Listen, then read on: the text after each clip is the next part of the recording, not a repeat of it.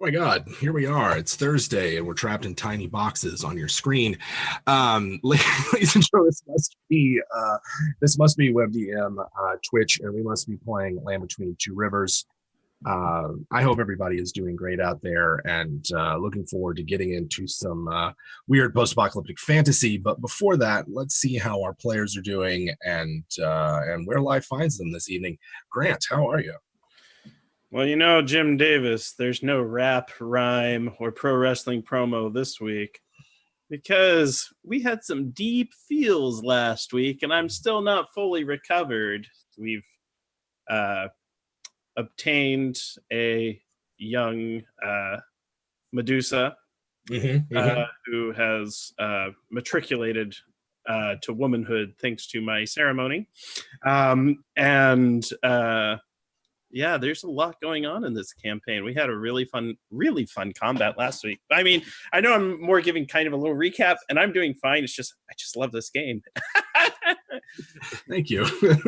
Well, certainly love playing with you, Grant, and look forward to some Gildan shenanigans. Lindsay, how are you today? Somehow I missed this coming of womanhood ceremony in the notes. Sounds fairly important though, and I can't wait to see what happens. Mara's gonna be a little lost. We'll blame it on the sleep deprivation, but now she's fully rested and she's feeling great.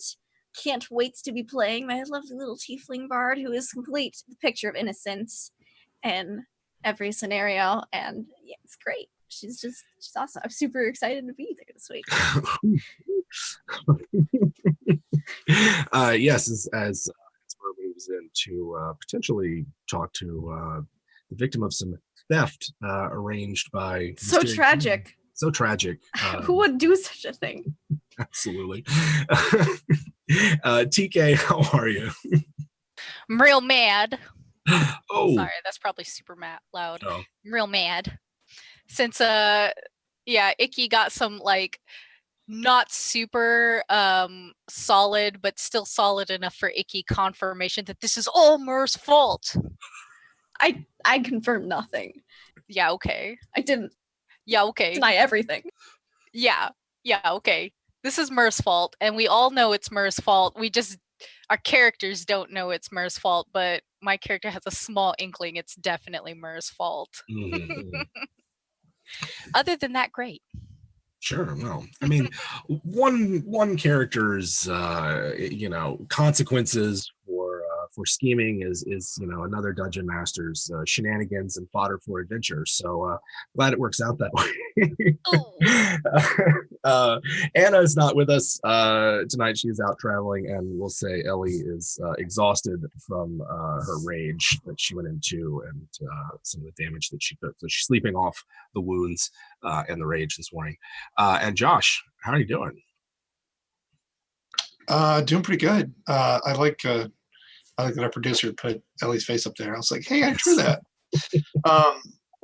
I'm doing pretty good. Feeling a little more refreshed. Thanks to our latest non-sponsored monster. And Baloo is tired because he was the one driving all through the night. Yes. So he switched places with Mur. Valiant. Mm-hmm. Very valiant. It made a bit of a connection with that elemental spirit. Oh, heck yeah. He's been communing as well. Sure. Well, before we get into tonight's game, a bit of word from our sponsor, Tabletop Loot.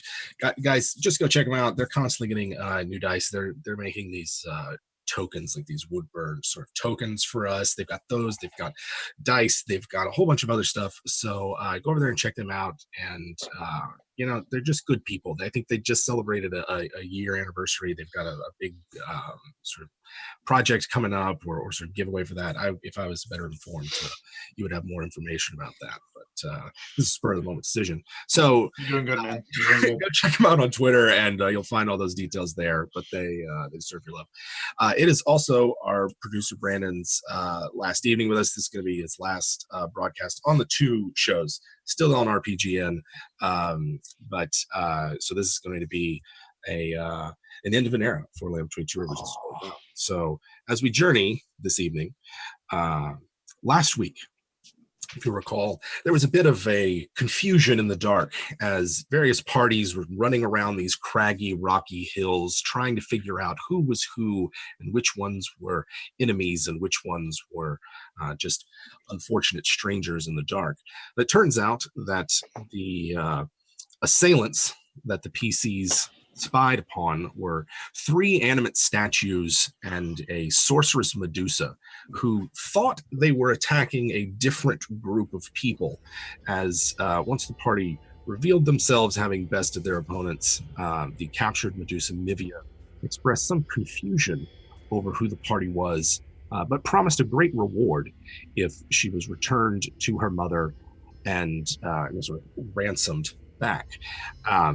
It was during this moment of negotiation that Gildan performed a ceremony of the wastelands to gift Mivia a new name, a name that she would carry with her as she ventured forth of independence, Macedades. And she seemed curiously interested in this whole ceremony and Gildan's attempts to persuade her and convert her to his faith. And so we will open. After the party has traveled all night, Baloo taking control of the skiff so that Mur can get some sleep inside the shelter of the tiny hut. We've traveled all night. Dawn is breaking. That is, it peaks over the horizon, and it is sort of a mountainous, rocky horizon that the sun breaks over. It casts its light down on a pale gray stretch of the wasteland. It appears as though it's a petrified forest, but the entire landscape is blanketed in this same sort of pale gray dust or color. At this distance, it's difficult to tell. So we'll pick it up right there. You're driving. What's Baloo doing? Anybody awake? No. Had about enough of you. What about the others? Mur is sleeping for the first time in days. Yeah, He's Icky's probably I think awake. she's gonna be asleep until her beauty rest is completed. Yeah, that's probably for the best. Yeah, Blue is going to continue on full speed until he thinks he needs to change things around. He is going to bring. He is going to ask Gildan privately if he can away from Mivia. Mivia appears to be asleep. Okay. Yeah, Gildan, in all seriousness, do you know what you're doing with this young lady, this young snake lady? Yes. Okay. What are we walking into here? Don't you think her mom's going to be a little mad? Her mother's a Medusa. Her mother will always be a little mad. Isn't she a Medusa? This is true. Hence her mother being a Medusa. Well, then won't she always be a little mad? Yes, correct. But those are her feelings, and there's nothing wrong with being a little mad. It's the way the gods made her. Okay. Okay.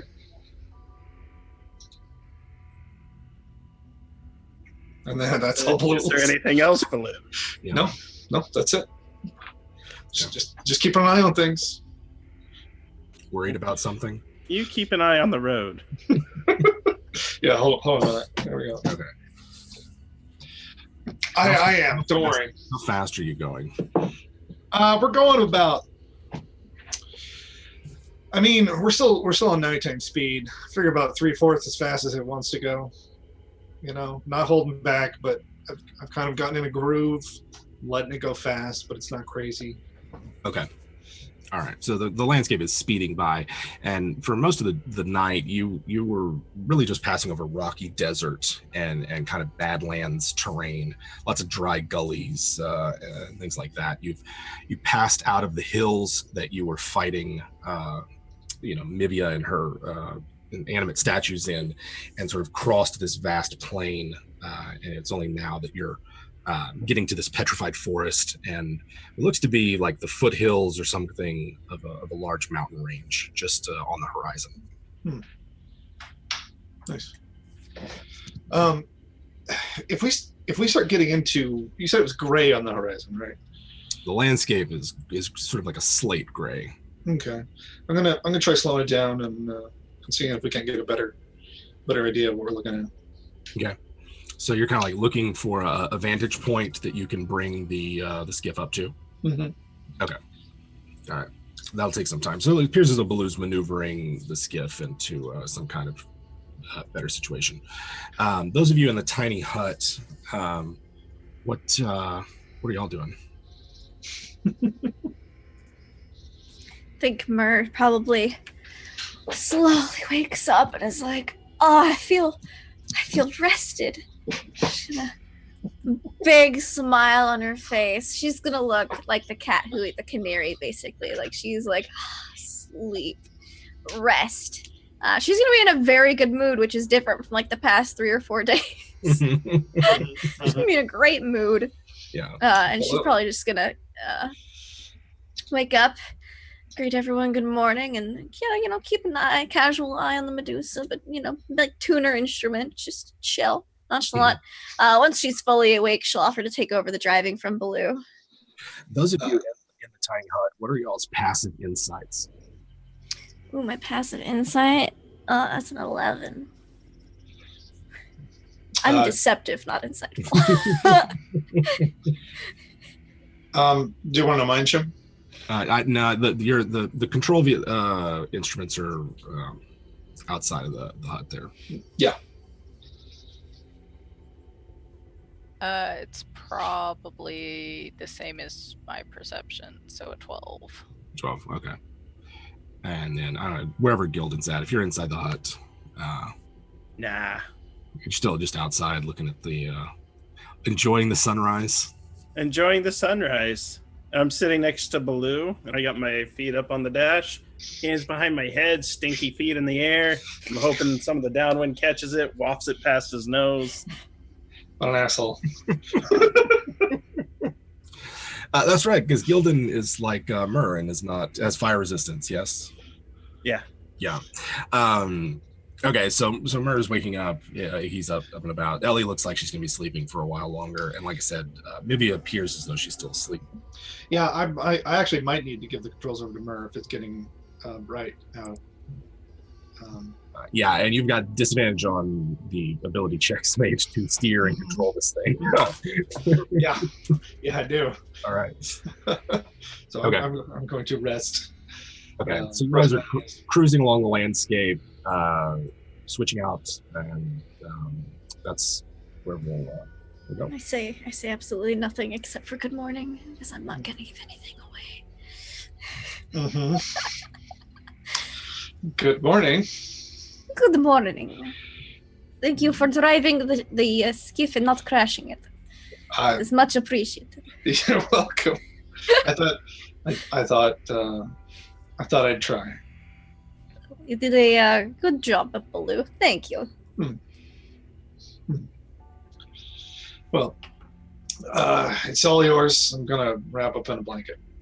You do that. Make sure you do not let your legs stick out of the hut and into the sun. It would not be good for your skin. Burnt little putsies. I'll do what I can with Mage Hand, but you're rather heavy. No. Can't lift you back in with Mage Hand. Oh yeah, no. Yeah, like pull the blanket down a little bit, but that's about it. Yeah. Mm-hmm. As you guys are making this switch, and the vehicle is moving slower than it had been. Anyone outside the hut, which does have to be kept pretty opaque. Anyone outside, you can see on the horizon coming in your general direction, what appears to be a large group of someone or something, the humanoids definitely. They're still a ways away from you. I pull out my telescopes.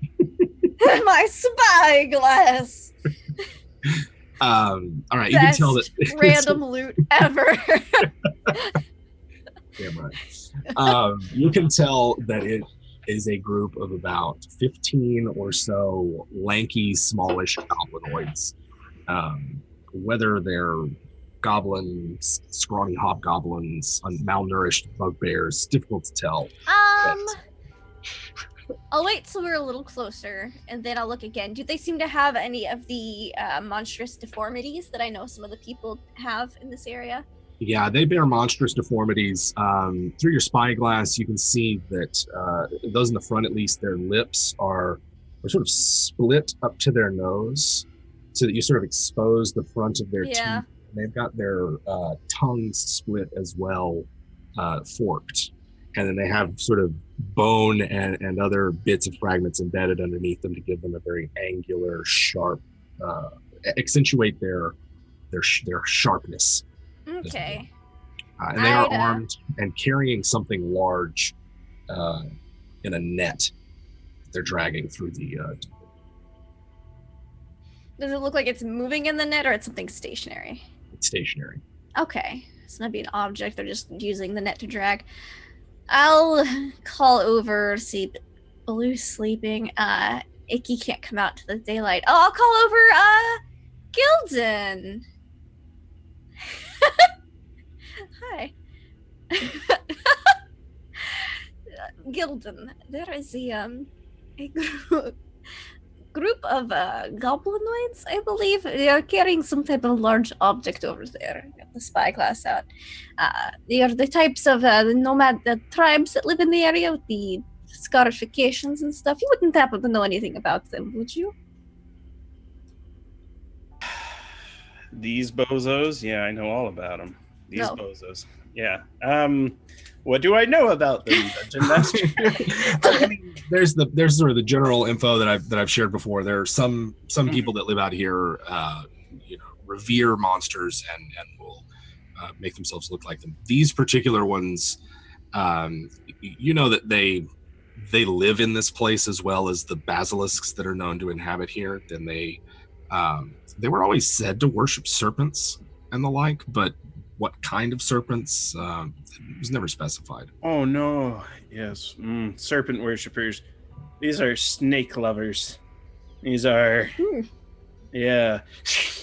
children of the Fang. I see. Well, I don't see any reason to approach them necessarily, but we should be wary that they are out there. We'll probably just skiff right past them. But I'll like occasionally, if we get any closer, I'll look and see if I can find out what's in that bundle. What's in the net? Yeah.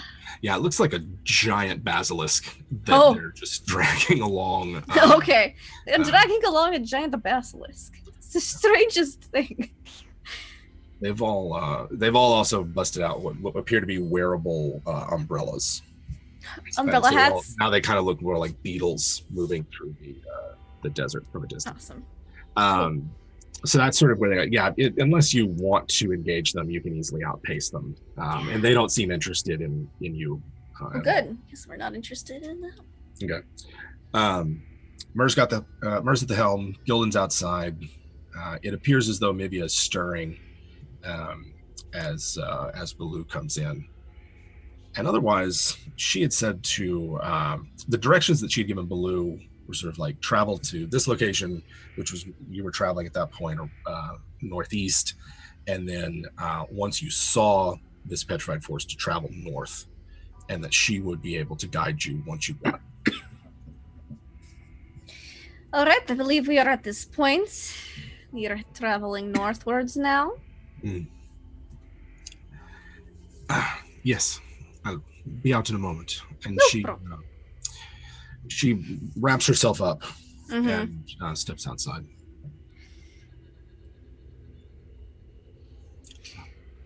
Yes, this. See this, and she begins to point out just the landscape. It's defile over here. There's a path and she sort of guides you Okay.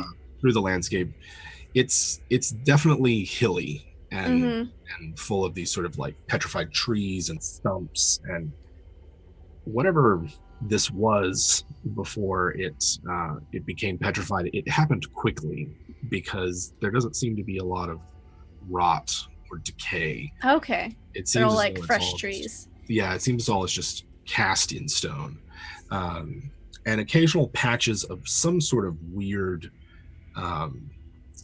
weird vegetation that you start seeing in spots just here and there.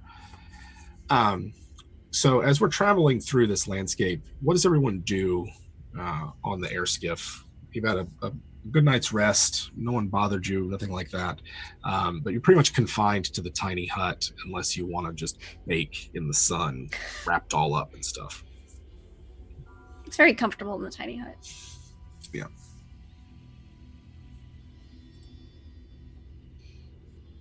Baloo is muted. Oh, Blue. Sleep. Sleep. Okay, that's Blue sleeping. Yeah. I mean, even if it's just a power nap, he's sleeping. Okay.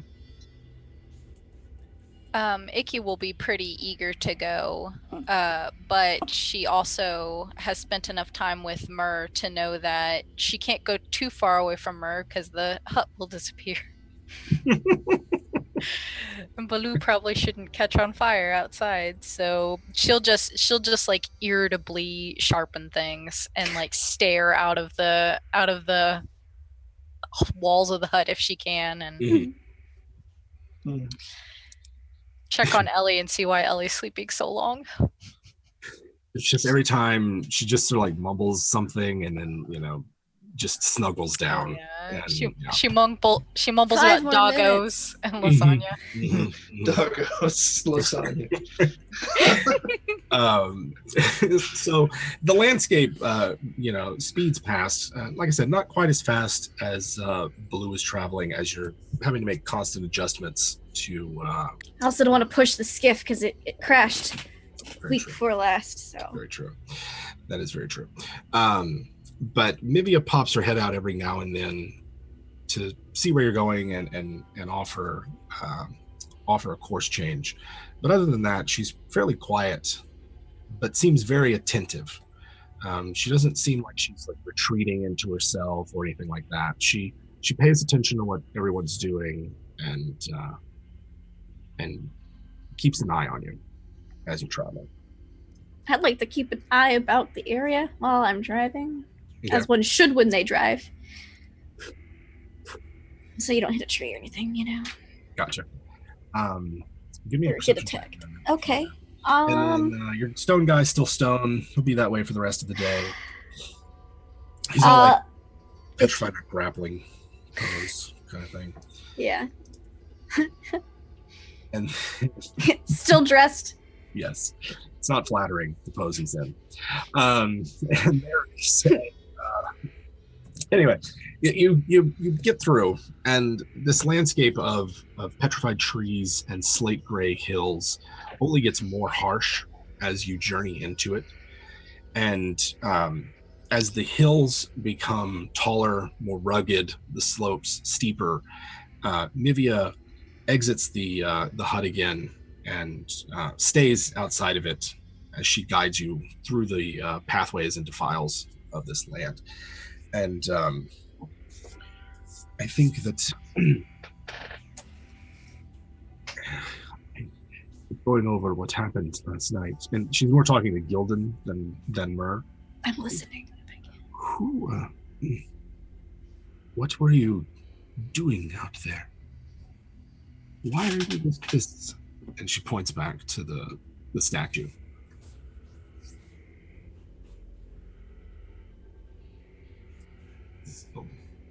But that was to me. Oh yeah, that's to Gildan. I was investigating the smoke. Where there's smoke, there's fire. I made that phrase up.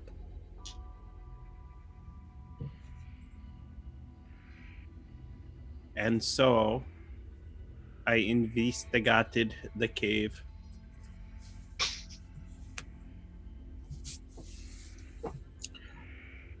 And there was no, it was just him in the cave? And it's one of those things where she can see like all 4 hamsters that operate Gildan's mind. 3 of them are dead and one's like gasping. And he goes, yes, just him. She seemed perplexed and frustrated by the answer, but also like the impression that you get from her is that she doesn't seem antagonistic towards you, or really any of you at this point. No. We should be there before nightfall. It's just a little longer. And as a DM to players, I think last week someone had mentioned something about whether or not Crimson Basilisks lived in this area. And I can't remember if that was because you all wanted to try to find one, or if you were just like wanting to know if they were here. I think we had asked whoever it was. I know I was thinking, like, if this poison that had poisoned Ellie was fresh, and there were these Crimson Basilisks here, maybe we should go there and see if she's been in the area. But I don't remember who said it. That's what I was thinking. I just don't want to die.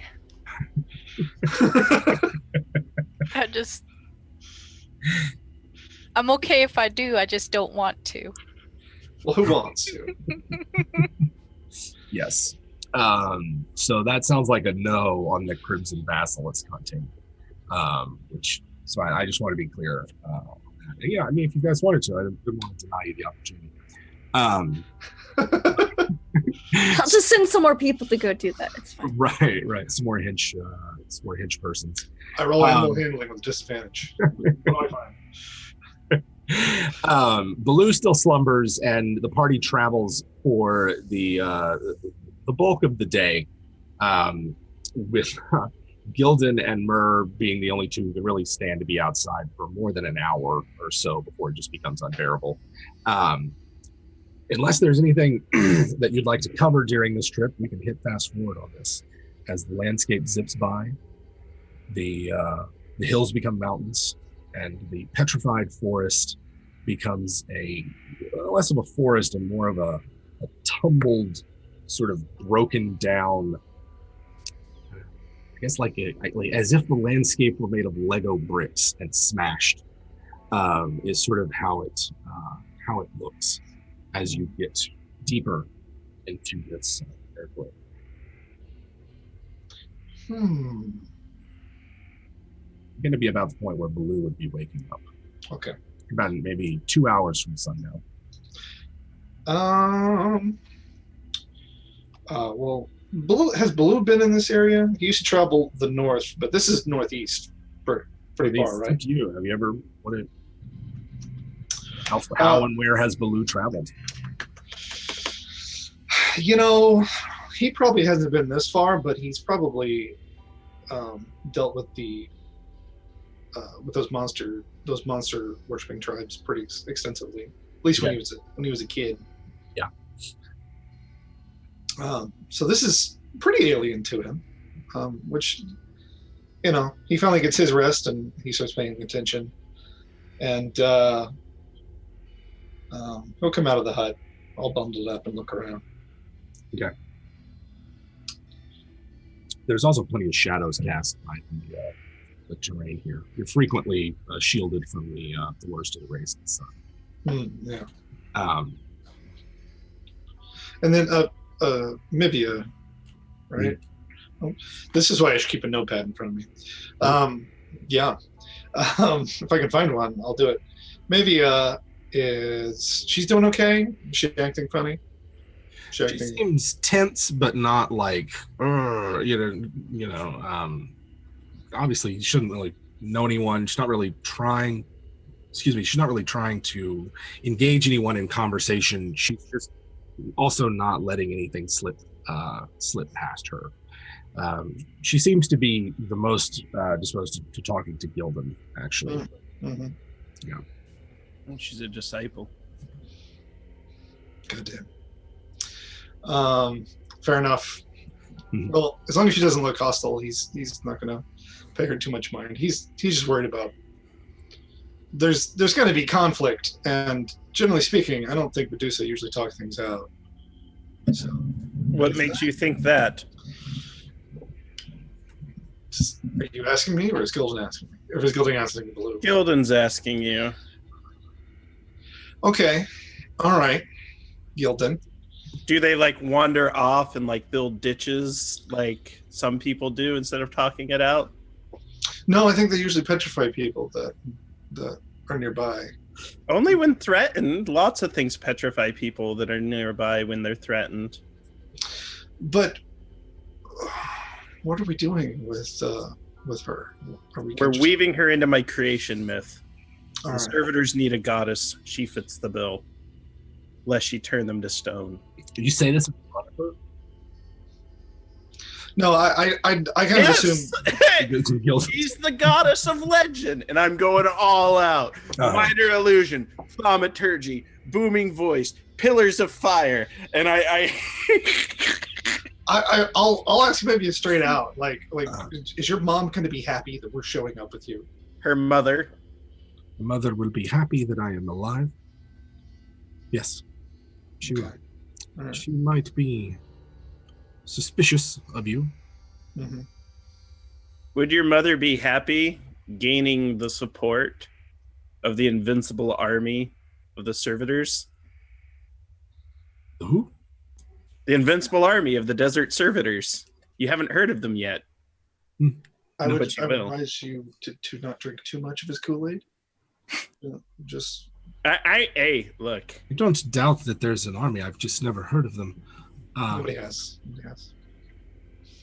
That's because when you wander off as a solitary hermit hobbit who bad haircut in the middle of the waist. Mhm. Yeah, I went there. You're not going to it's hear pretty the low, but I great can see it legends. happen.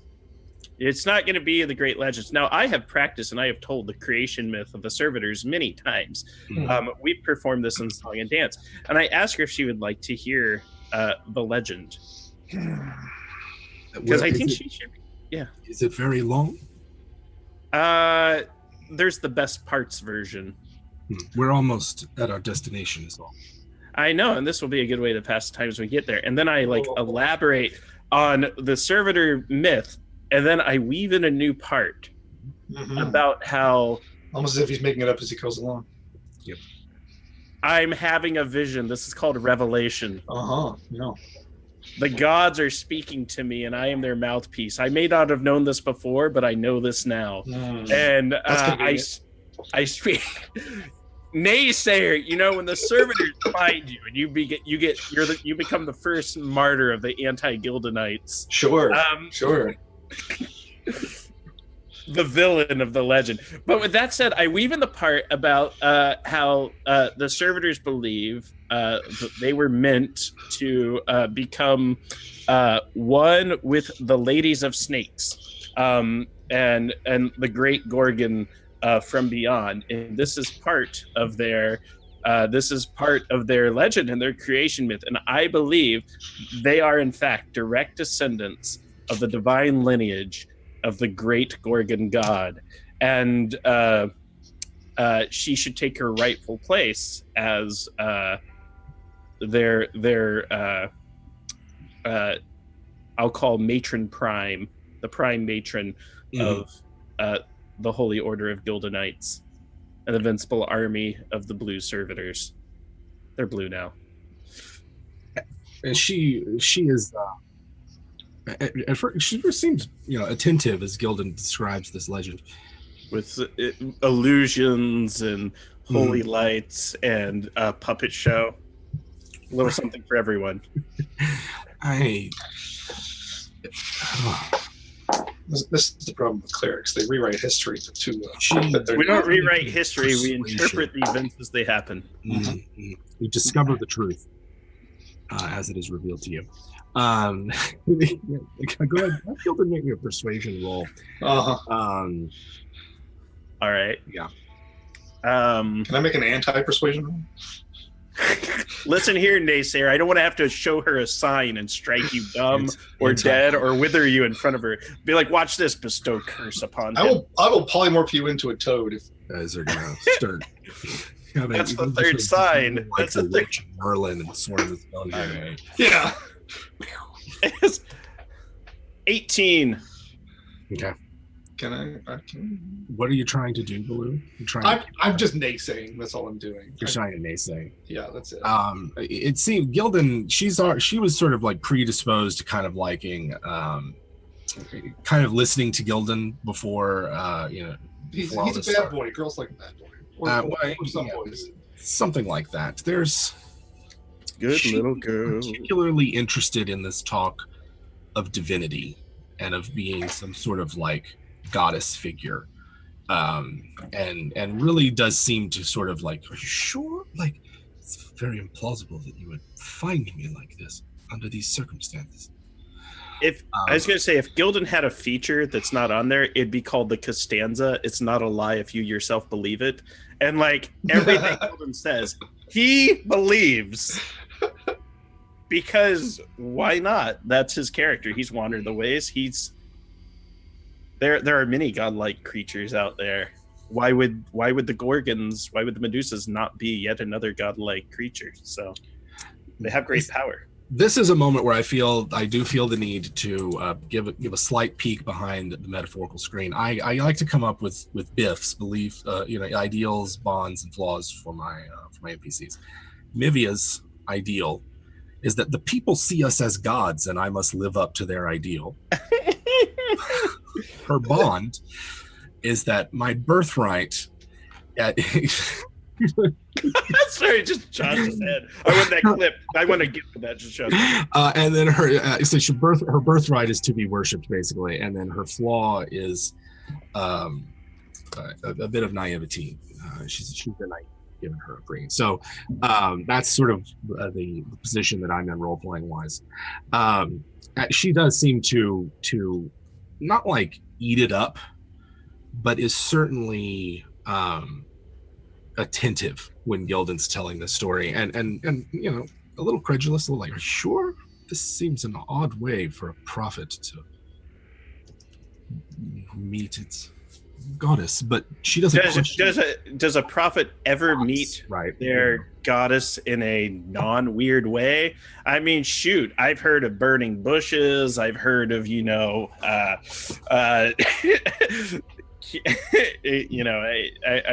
was like, yeah, I got a few proverbs mixed up in my head. I was like, I'm about to say some stupid things and like get banned from the internet. Right. She seems to take this in and for the first time on the trip seems introspective and really doesn't pay attention to what y'all are doing as you creep up this rapidly narrowing canyon. She's like, travel to the end, there will be you will know it when you come to it. And as the sides of the canyon kind of creep up and it closes in, you also start to see these occasional petrified figures.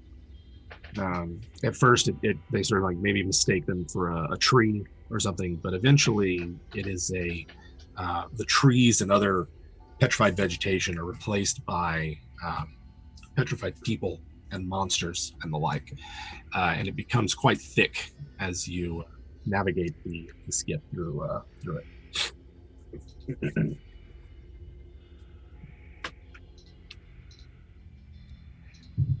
You're about to arrive at the over there. Is there anything Thread in the needle. anything you'd like to do before you get to this point? Mur is just making, like, she is trying to commit this map to memory as she's being led in, so she knows how to get the fuck out. Icky's drawing a map. Okay. I love it. Yeah, she just looks like she's just paying a lot of attention to her driving. She's doing that. She's also mentally mapping. I love Vicky. She's just very literal. Yeah. Icky's also going to keep an eye out, like as they're looking at petrified creatures, she's going to look for mostly predators, like natural predators and stuff. It's petrified people. That implies that like the Medusa are like the main predators, but if there's like bigger animals that need to be worried about, Icky's going to be looking at those. Yes. The answer to that question is yes. There are all sorts of predator creatures around here. You see dune stalkers and other sorts of wild war beasts and things of that nature. Petrified and all in sort of positions of aggression and menace. But Okay. Yeah, if she sees enough of like different animals, she'll draw stick figures of them on her little map just so that she can like kind of map out the ecology of this area that she's never explored before. Baloo will help if he can. Yeah. Like I suspect she'll need him to identify most of the creatures and stuff. Just like get an idea for like what around here might have a burrow that they'll run into if they survive this encounter. She doesn't like the idea of being hunted by anything, but the more that she can suspect something hunting her, the better. She doesn't want to go anywhere blind. Gotcha. Go ahead and make me a survival roll for Icky. I would love to. I'm super proficient. Yes. Can I That's give her cool. advantage? Whatever. Yeah. Thank you. I need that. Yeah, I'll aid or whatever it's called. Help action. Good. Thank you. I needed that because 15. Because I rolled a 5 at first. I was like, oh, this is a problem. It looks as though, in terms of like natural wildlife, that the only thing living you've seen around here are these basilisks, and there seem to be dozens of different sorts. You've seen small little bitty ones, like little tiny baby basilisk kind of things, and you've seen evidence of ones that are much larger, quite large, in fact. As you don't see any of them petrified here. Oh. These look like more things that were maybe brought or found their way here at some point. Like I said, on the way here and in this narrowing canyon, the only living things you see are basilisks. Okay, that's fine. Yeah, she'll make some notes of that because it would do them no good to escape the Medusa and immediately run into the jaws of some other horrible monster. Basilisk's pretty dangerous, but you can usually outrun it. It's not particularly quick. How about everybody else? While Baloo and Nikki are kind of figuring out the lay of the land and what threats might be out there. Murray, you said you were kind of making a mental map as well. Making a mental map while I'm driving so I know how to get out if I need to. And then how about Gildan? I'm right on the front, arms back. I'm flying, Jack, just as we're skipping in. I'm actually spending every moment putting the finishing touches on whatever story I need to weave to the Medusa mentally. I'm prepping. Essentially, this is intense preparation to the point where I am beseeching Baba Yaga in silent prayer to allow me to know the wise thing I must say to the Medusa in order to persuade her that the invincible army of the blue servitors, they're going to be yellow servitors, why not? It's the yellow waste. The yellow servitors are meant to be her holy guardians. And those are such good guardians for a Medusa. I mean, they're servitors. Yeah. That's sturdy. They are. Large calves. Sorry. You get into the end of this canyon, and there is some sort of opening in the rock wall ahead of you. The statues and petrified victims are thick around it. But you can tell that there's either a natural or perhaps a shaped kind of bowl or something, maybe an amphitheater-shaped depression in the terrain. And beyond that, what is clearly some sort of tunnel leading further into the ground.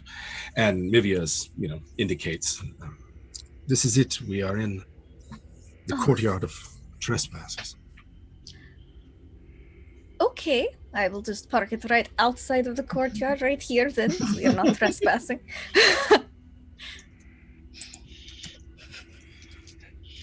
And I forgot I named it that. I was like, what the fuck? Oh, that's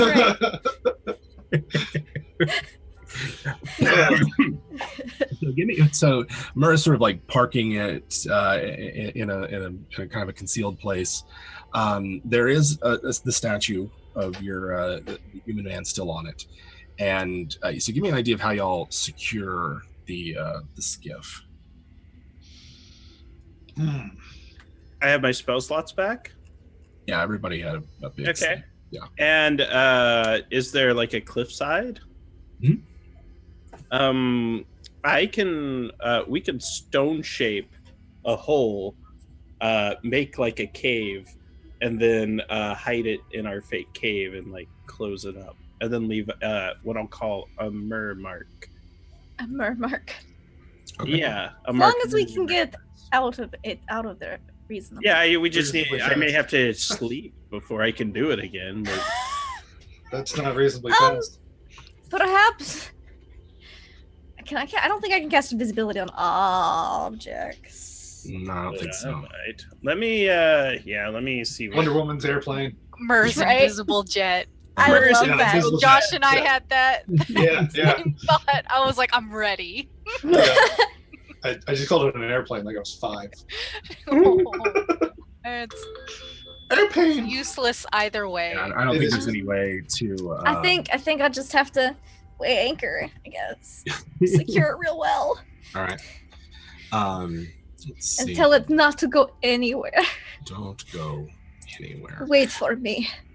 We could try to convince the spirit just to not serve anybody That's else. true. Yeah. What do you say to it? What do you offer to the spirit? We gonna go fast soon.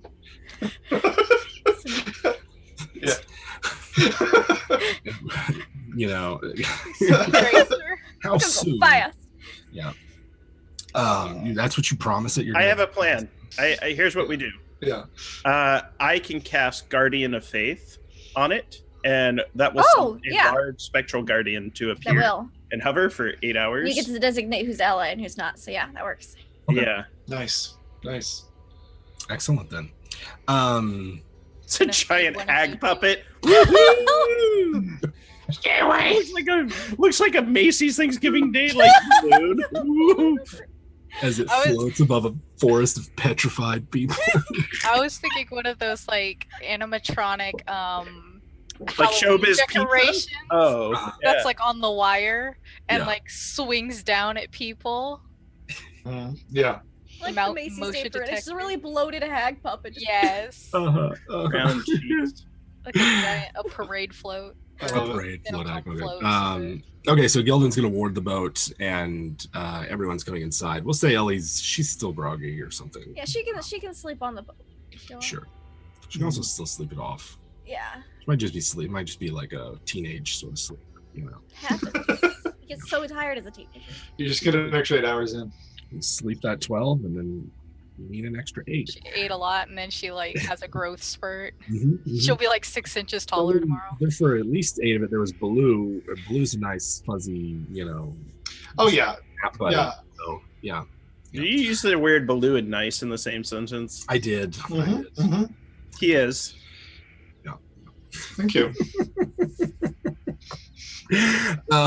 So you guys secure your boat. For the sake of our sanity, we'll say Ellie is still asleep on it. Just there she is.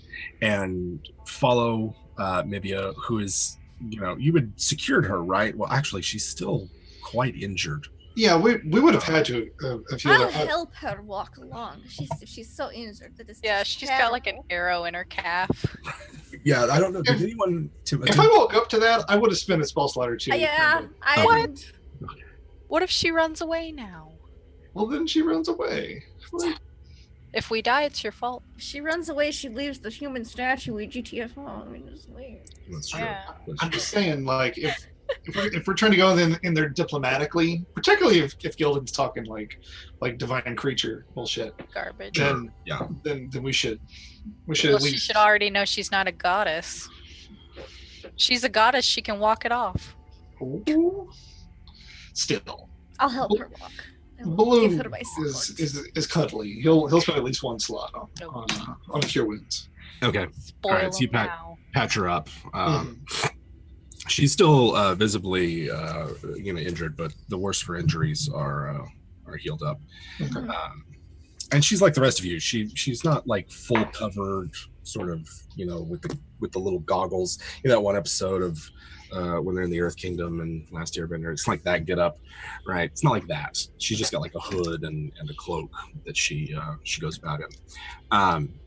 You've dismounted. You're approaching. As she gets to the entrance to this, you hear her whisper a word in Draconic. If you speak Draconic, you can make me a perception test to hear it. Forgot about this too. I totally speak Draconic. I got a nat 1, so Oh no.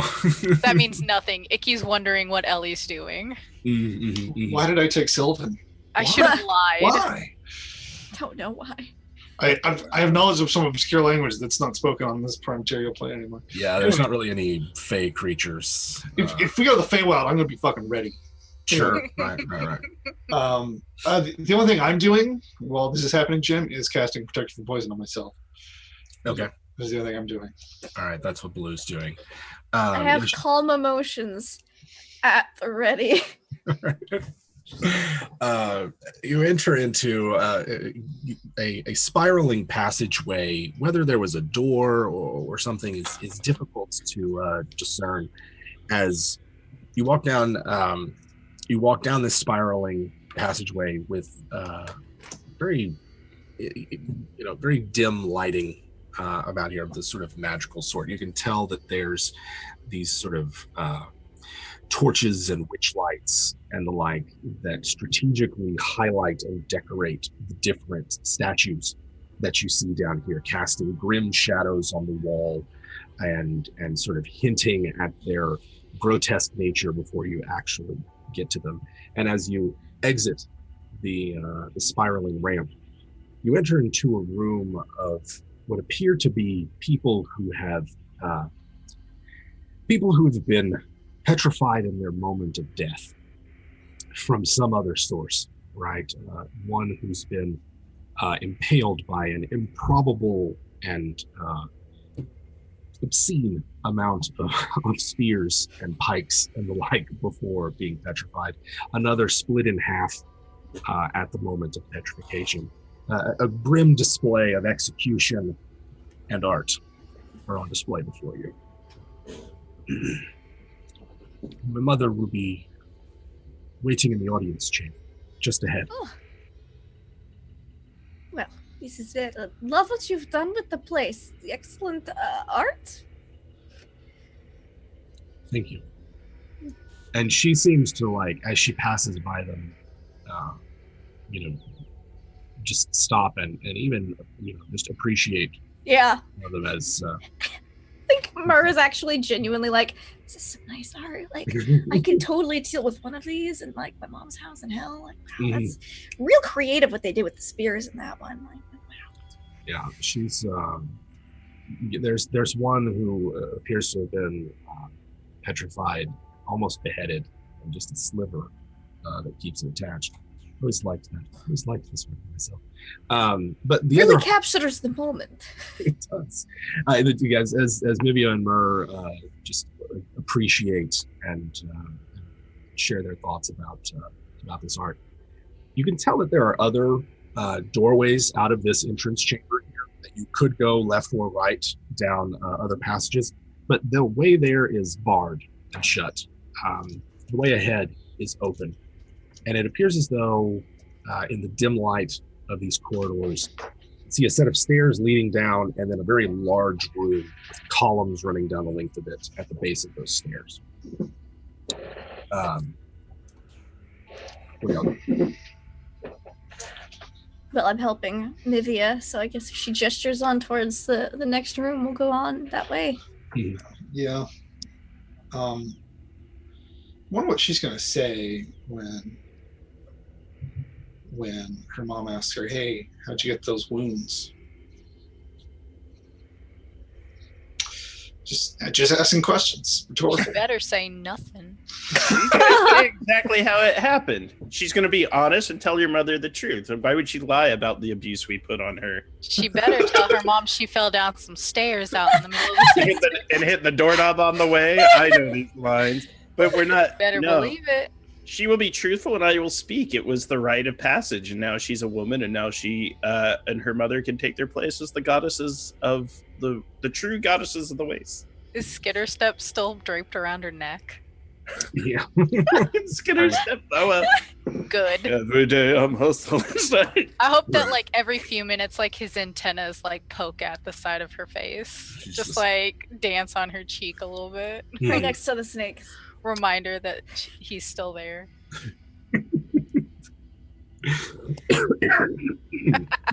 He's probably a solid 30 pounds of He probably dog. is. I swear I'm not an evil character, guys. But giant centipede there. So as the party, you guys descend the steps into the audience chamber. Then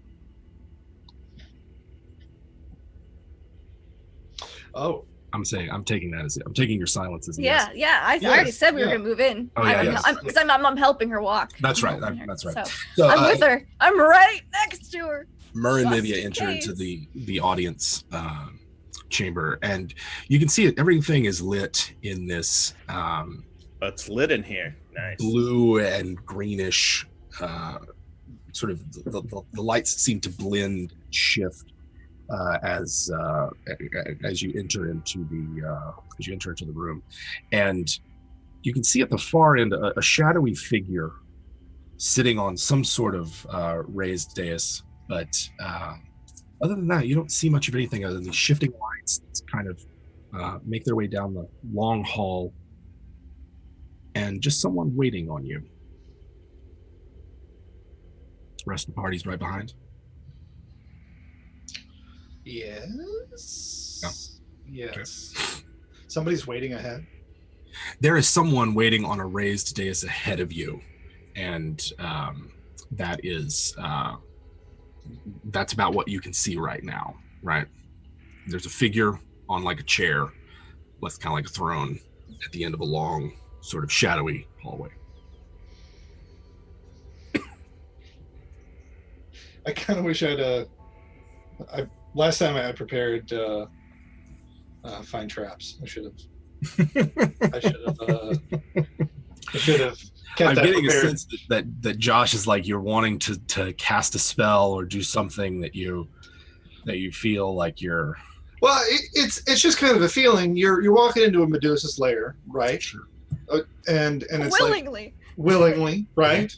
With her And- captive daughter. With her captive daughter, whom you've harmed, and it's visibly She is harmed. not captive. No, hold on. We're talking about how she could perceive it. That's what we're talking about. It's hypothetical. No predictive math is accurate.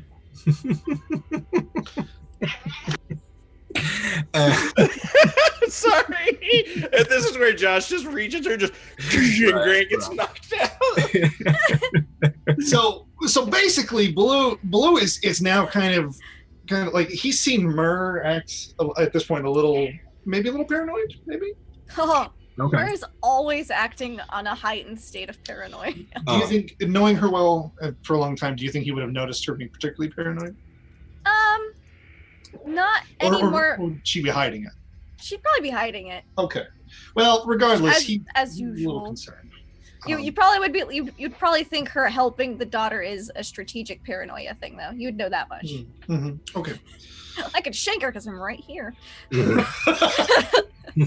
going anywhere.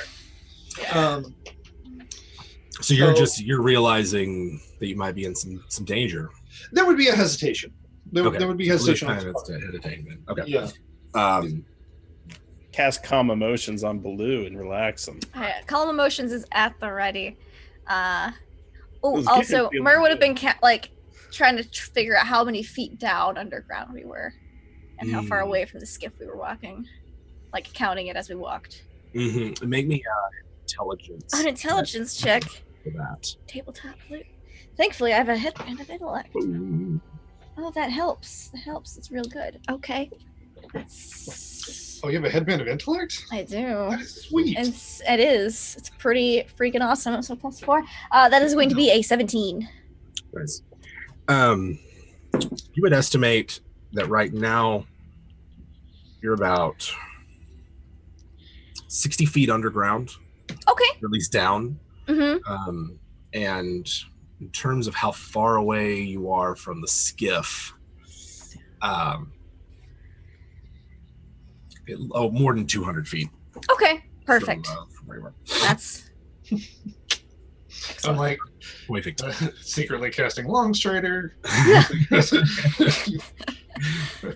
The shadowy figure at the end waits silently for you as you make your way down. And the further in that you get, the more you sort of notice that Mibia is able to kind of has to rely less and less on you, Mur. Mm-hmm. And she gets about halfway through. She's walking no problem. Does it look like her wounds are healed, or she's just sucking it up? No, it looks like her wounds are healing. Okay. And she, whisper, sort of like not necessarily whisper to Mur, but just under her breath. My mother will be as confused as I am. I hope that it does not. I hope that it does not result in a misunderstanding. Oh, I hope not as well. I'm sure we can talk this all out. And I'll just give her a little pat. Mm-hmm. A friendly pat. A friendly little pat. And then there we go. You guys are approaching the dais, and the figure on it sort of stirs and sits up, and you can see a serpentine woman with sort of a remarkable array of jewelry and finery on her. She seems to be wearing a similar hood to Mibia's, although this one is more, less like functional and rugged, and more as a sort of decorative thing. And you could see the snakes writhing just underneath this hood. Her eyes are cast right at you, and yet you don't feel that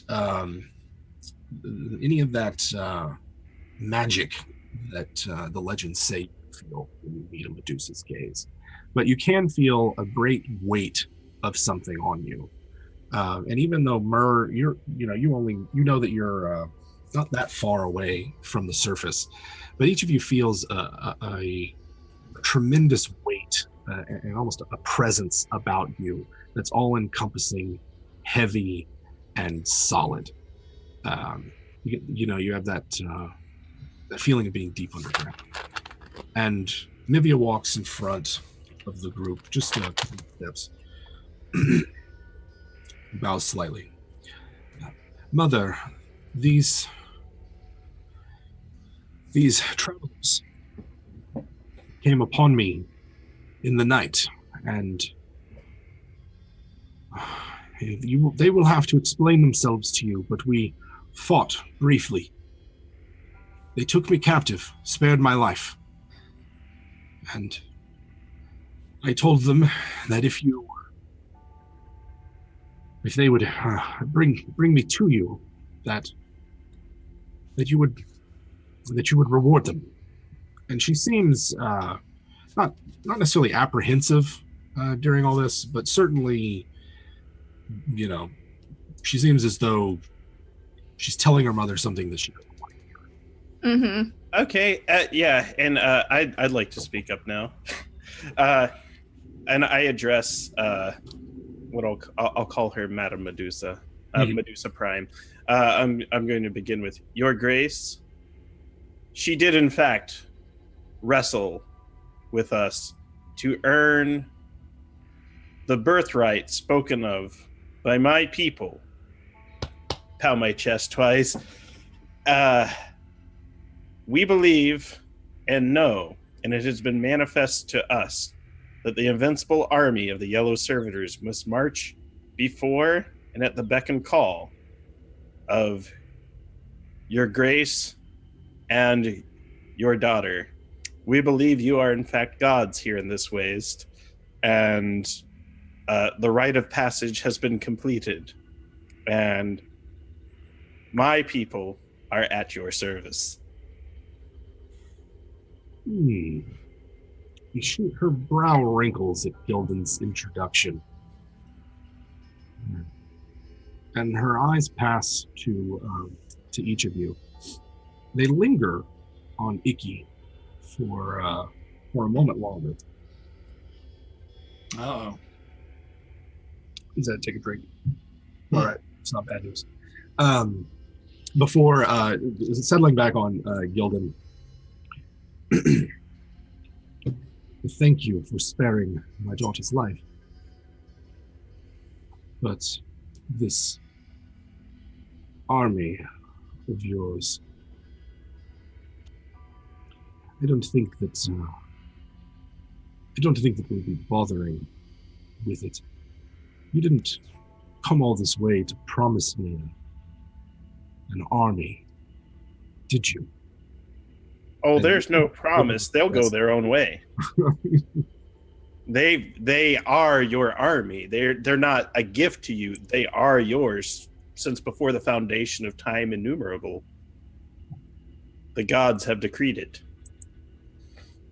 Look at Lindy over there. She's just like, I can't.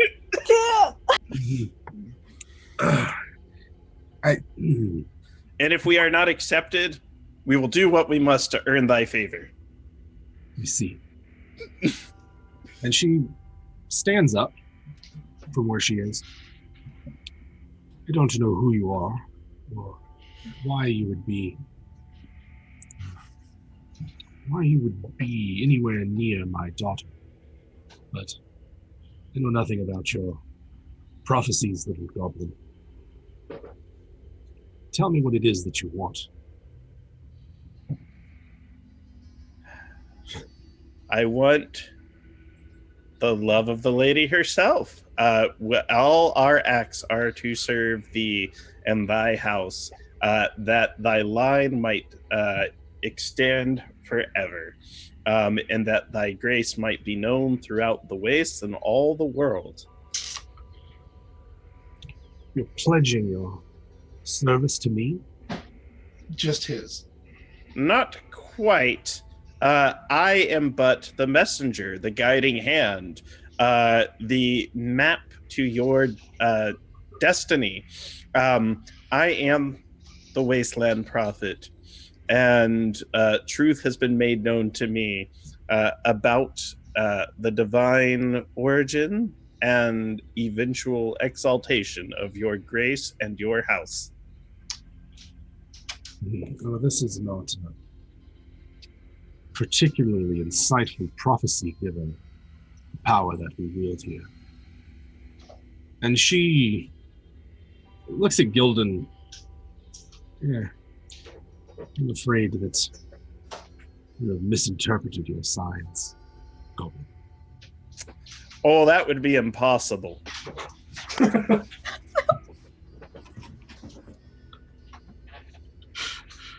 And I have to call it. It's like, for I am the only one who has the gift of proper interpretation of these signs. It is my whole reason why I exist. With that said, we will earn thy favor. Eternity is a very long time, and this is the first encounter you have had with us. And we will build an offering, a shrine, and a monument to thee that you will find more beautiful and exquisite than all description, and it will earn your favor, lest we die in the process of trying. And I kind of dejectedly drop my head. And if we never earn your favor, it would not be wasted time. You seem to promise a great deal, but I only but speak the prophecies foretold. Speak your prophecies. I am afraid that I'm not interested in your wasteland superstitions. Gods are fickle. You might not be interested today, but 100 years from now, you might. There is a... Every time I unmute to be like, I'm going to say something soon, Grant just says something else, and I'm like, I can't. I'm sorry, guys. I monopolize all the time. No, I love it. I love you, Grant, but there is you're killing me. A slight... It's funnier this way. She stood up from the throne that she was sitting on, or rather more, it's like a backless chair, right? Like one of those Roman sort of style stone chairs. And she starts to step down off of this raised platform. And when she takes her first step, you all can feel a slight tremor in the audience chamber. And she sort of sits there, one foot on the top level, one foot on this next level. And what say the rest of you? You do not follow this prophecy, so why is my daughter captive? What do you want?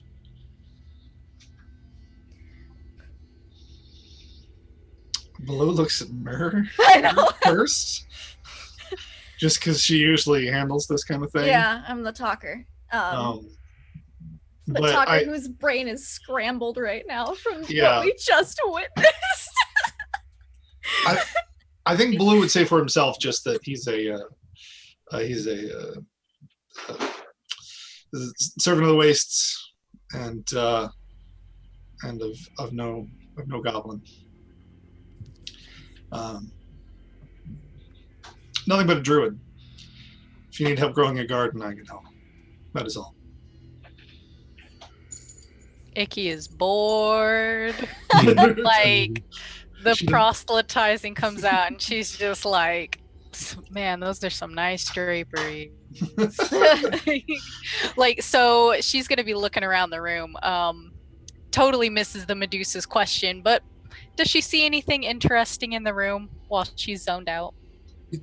You can tell that beyond this throne there's another sort of portal that leads further into this place. And now that you're kind of in here and your eyes have adjusted and you've gotten a feel for it, it's really just sort of a long widened hall.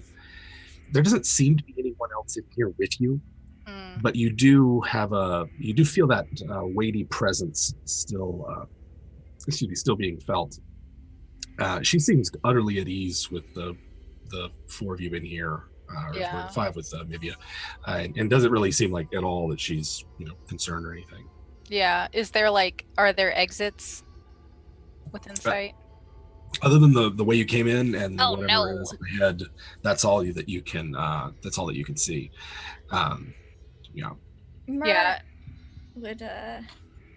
She would just give a little slight bow as well, like matching the angle maybe a little bit further than that what the daughter gave. Just trying to gauge the social situation here. Mm-hmm. This isn't like dealing with princes in hell. And oh my gosh. And she's going to say, we happened upon your daughter in a random circumstance while we were looking for something else in the wastes. She gave us the information that if we brought her back safely, that you would reward us. Now, we would have brought her back regardless. However, if your generosity would permit, there was, by the way, you have excellent taste in art. The foyer out there, it's just magnificent. It speaks to my soul. But I, personally, would just wish for there to be no misunderstandings between us all. And if you would be generous enough, allow me to keep the piece of art your daughter created whilst we were out in the wilds. It sparks my fancy.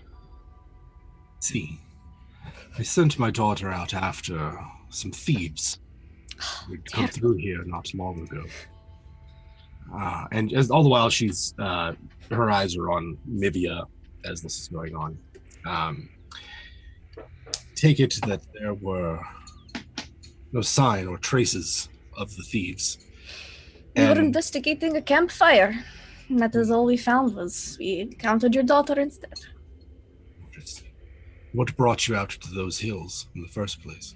Oh, we were seeking an attempted assassin who tried to kill one of our own. We were tracking them out there. It's unfortunate that... Apparently your thieves and the assassin got away. Perhaps they were one and the same. Coincidence, then, that the two should cross paths with each other. And she's sort of... The sense that you get from her is one of someone who's used to taking her time. And, sort of a degree of patience and stillness. Both Mivia and her are very still. Very, I mean, when you're kind of like live forever, I mean, you can do that. You got that kind of time. You got that kind of leisure. And once again, her eyes rest on Icky, and Draconic addresses Icky. What is someone who bears such august lineage doing with these mammals?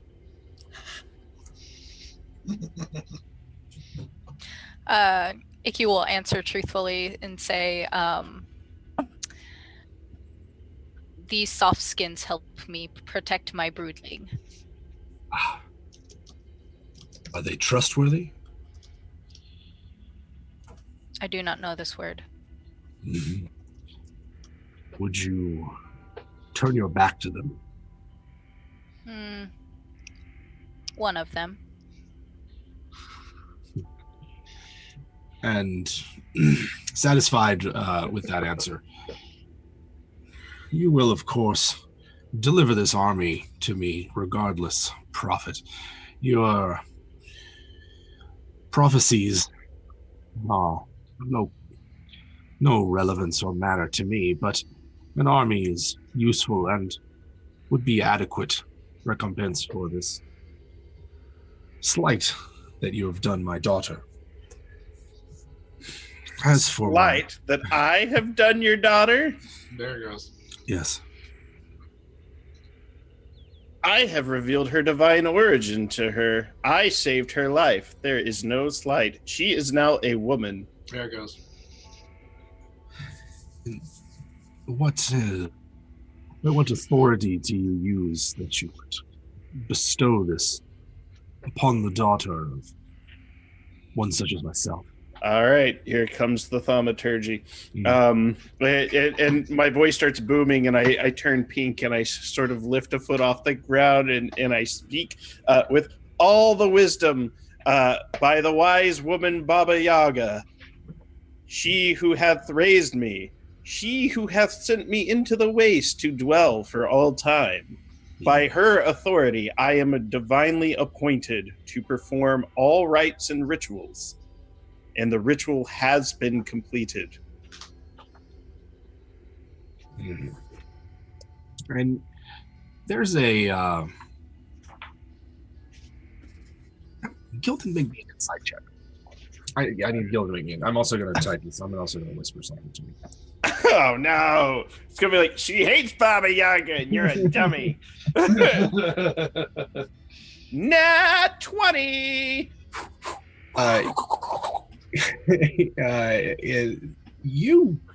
The sense that you get from her is one of slight amusement and just sort of like she could in this whenever she wanted kind of amusement. Silly mortals. You know, well, you know how King Hagrid in The Last Unicorn liked Schmendrick because Schmendrick was an incompetent magician. He had the greatest magician. I'm trying to weasel my way into here as the buffoon jester because we might have use of an army and a Medusa. And Nice Last Unicorn reference. Yeah. Yeah. Nice Last Unicorn reference. So she turns back to you. This came across my property that was taken from me, but not the thieves. They've already replaced what was taken, although I am annoyed. There was not a tiefling when you found them. No statue or any sign of a tiefling, just this other one. No, just the other one. That she seemed to point by. Oh yeah, he was in that room. My daughter is fine. I'll tell you what. You may keep the Adonis. We have no need of him anymore. But there is perhaps something that you could do that would prove your loyalty to me. And at that, she's looking at Gildan. There is a foolish sorcerer who vexes me to the north of here. It would be a trivial matter to bring his cavern down upon his head. But I wish to see what you do with him. It shall be done. Okay. How about everybody else? Mur is super happy on the inside, but she doesn't. She keeps her cool exterior, just gives a little gracious bow again. Mm-hmm. Yeah. Just takes a step back. Blue and Icky. Blue remains on edge. And particularly now, he's wondering why the Adonis is so important and why Mur wants the Adonis. It struck my fancy. It's you know what Mur does for a living. Her business is your pleasure. This could definitely be a work thing. She's also always got something else going on. So true.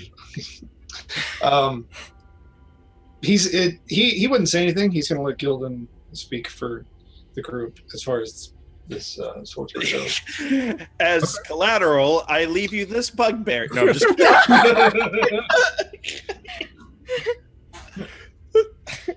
Ollie. Okay.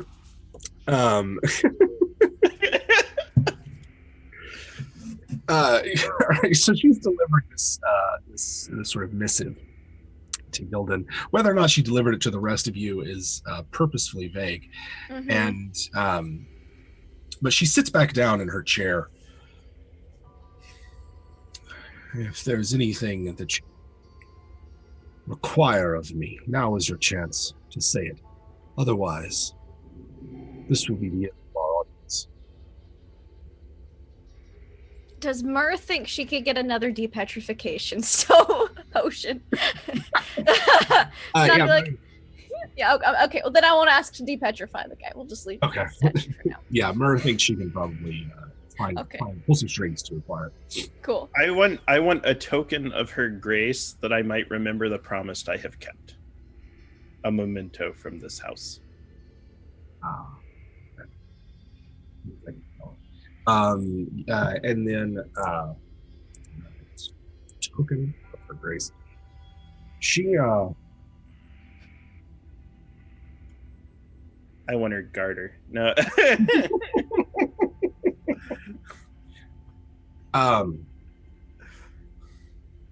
Bear my scale, and she plucks a small scale from her arm and holds it out, and it's just like the size of a fingernail, sort of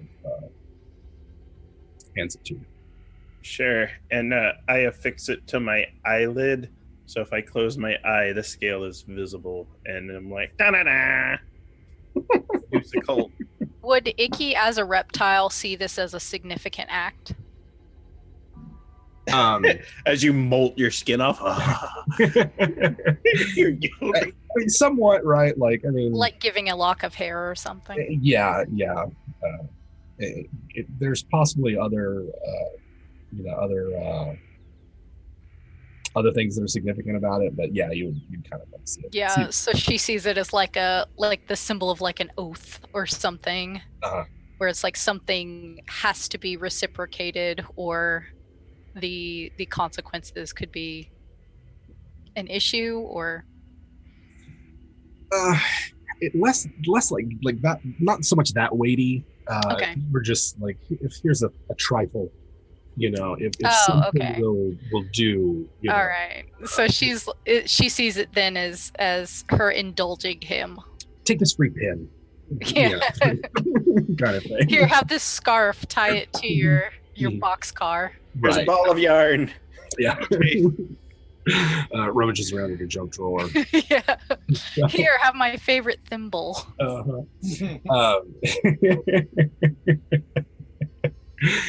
And then there's she otherwise sits back down in her chair.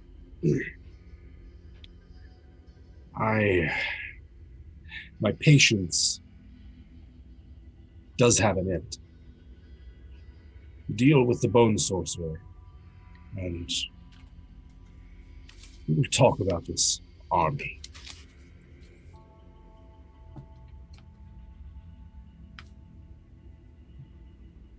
We out. All right. UFO. Thanks. I'll Out. take. I'll walk slowly as we go through the hall of like grotesque statues. Like, oh, No, now's our chance to cast banishment on our looter room and get out of there quickly. yeah, I was counting how far down it was, so I could dimension door out. Definitely why. Definitely. That's a- Statue. 60 feet up, 200 feet that way. Remember, good buddy. So you guys are otherwise, she's basically like, Yeah. came in. Yeah. Thank you for being so gracious. As a weird small stroke of slight metagaming, last episode Mivia mentioned that they had one of the thieves. Does Mer recognize them anywhere? Does she see them? Sorry, I'm asking for Mer, but No, I understand. Yeah, Yeah, I wasn't there, she so I did. didn't know. She did mention that. Yeah. That's true. Mivia did mention that they had one of the thieves captive. Say which one. Not that. I No, don't. she I mean, didn't no, say she which didn't one. say it. I don't think anyone asked her or anything. Before we go, do we want to see? Yeah. Do we wanna find this none thing? of us know the significance. Yeah, you just might know. have information. You know that there's a captive there. We're cutting out TK. So there's a captive, and I guess if she doesn't see them petrified, she could probably guess Yeah. they're alive. I don't know. Yeah. If anywhere, I would assume she'd put him in the court of trespassers. That's where all the other thieves have gone. Yeah. Do you? Do you guys like do any investigating or anything like that? If Mer knew, because I didn't know. If Mer would Yeah. know that they have one of the captives, I'll keep my eye and ear out, see if I can hear them, or if I see them frozen in a statuesque form. Okay.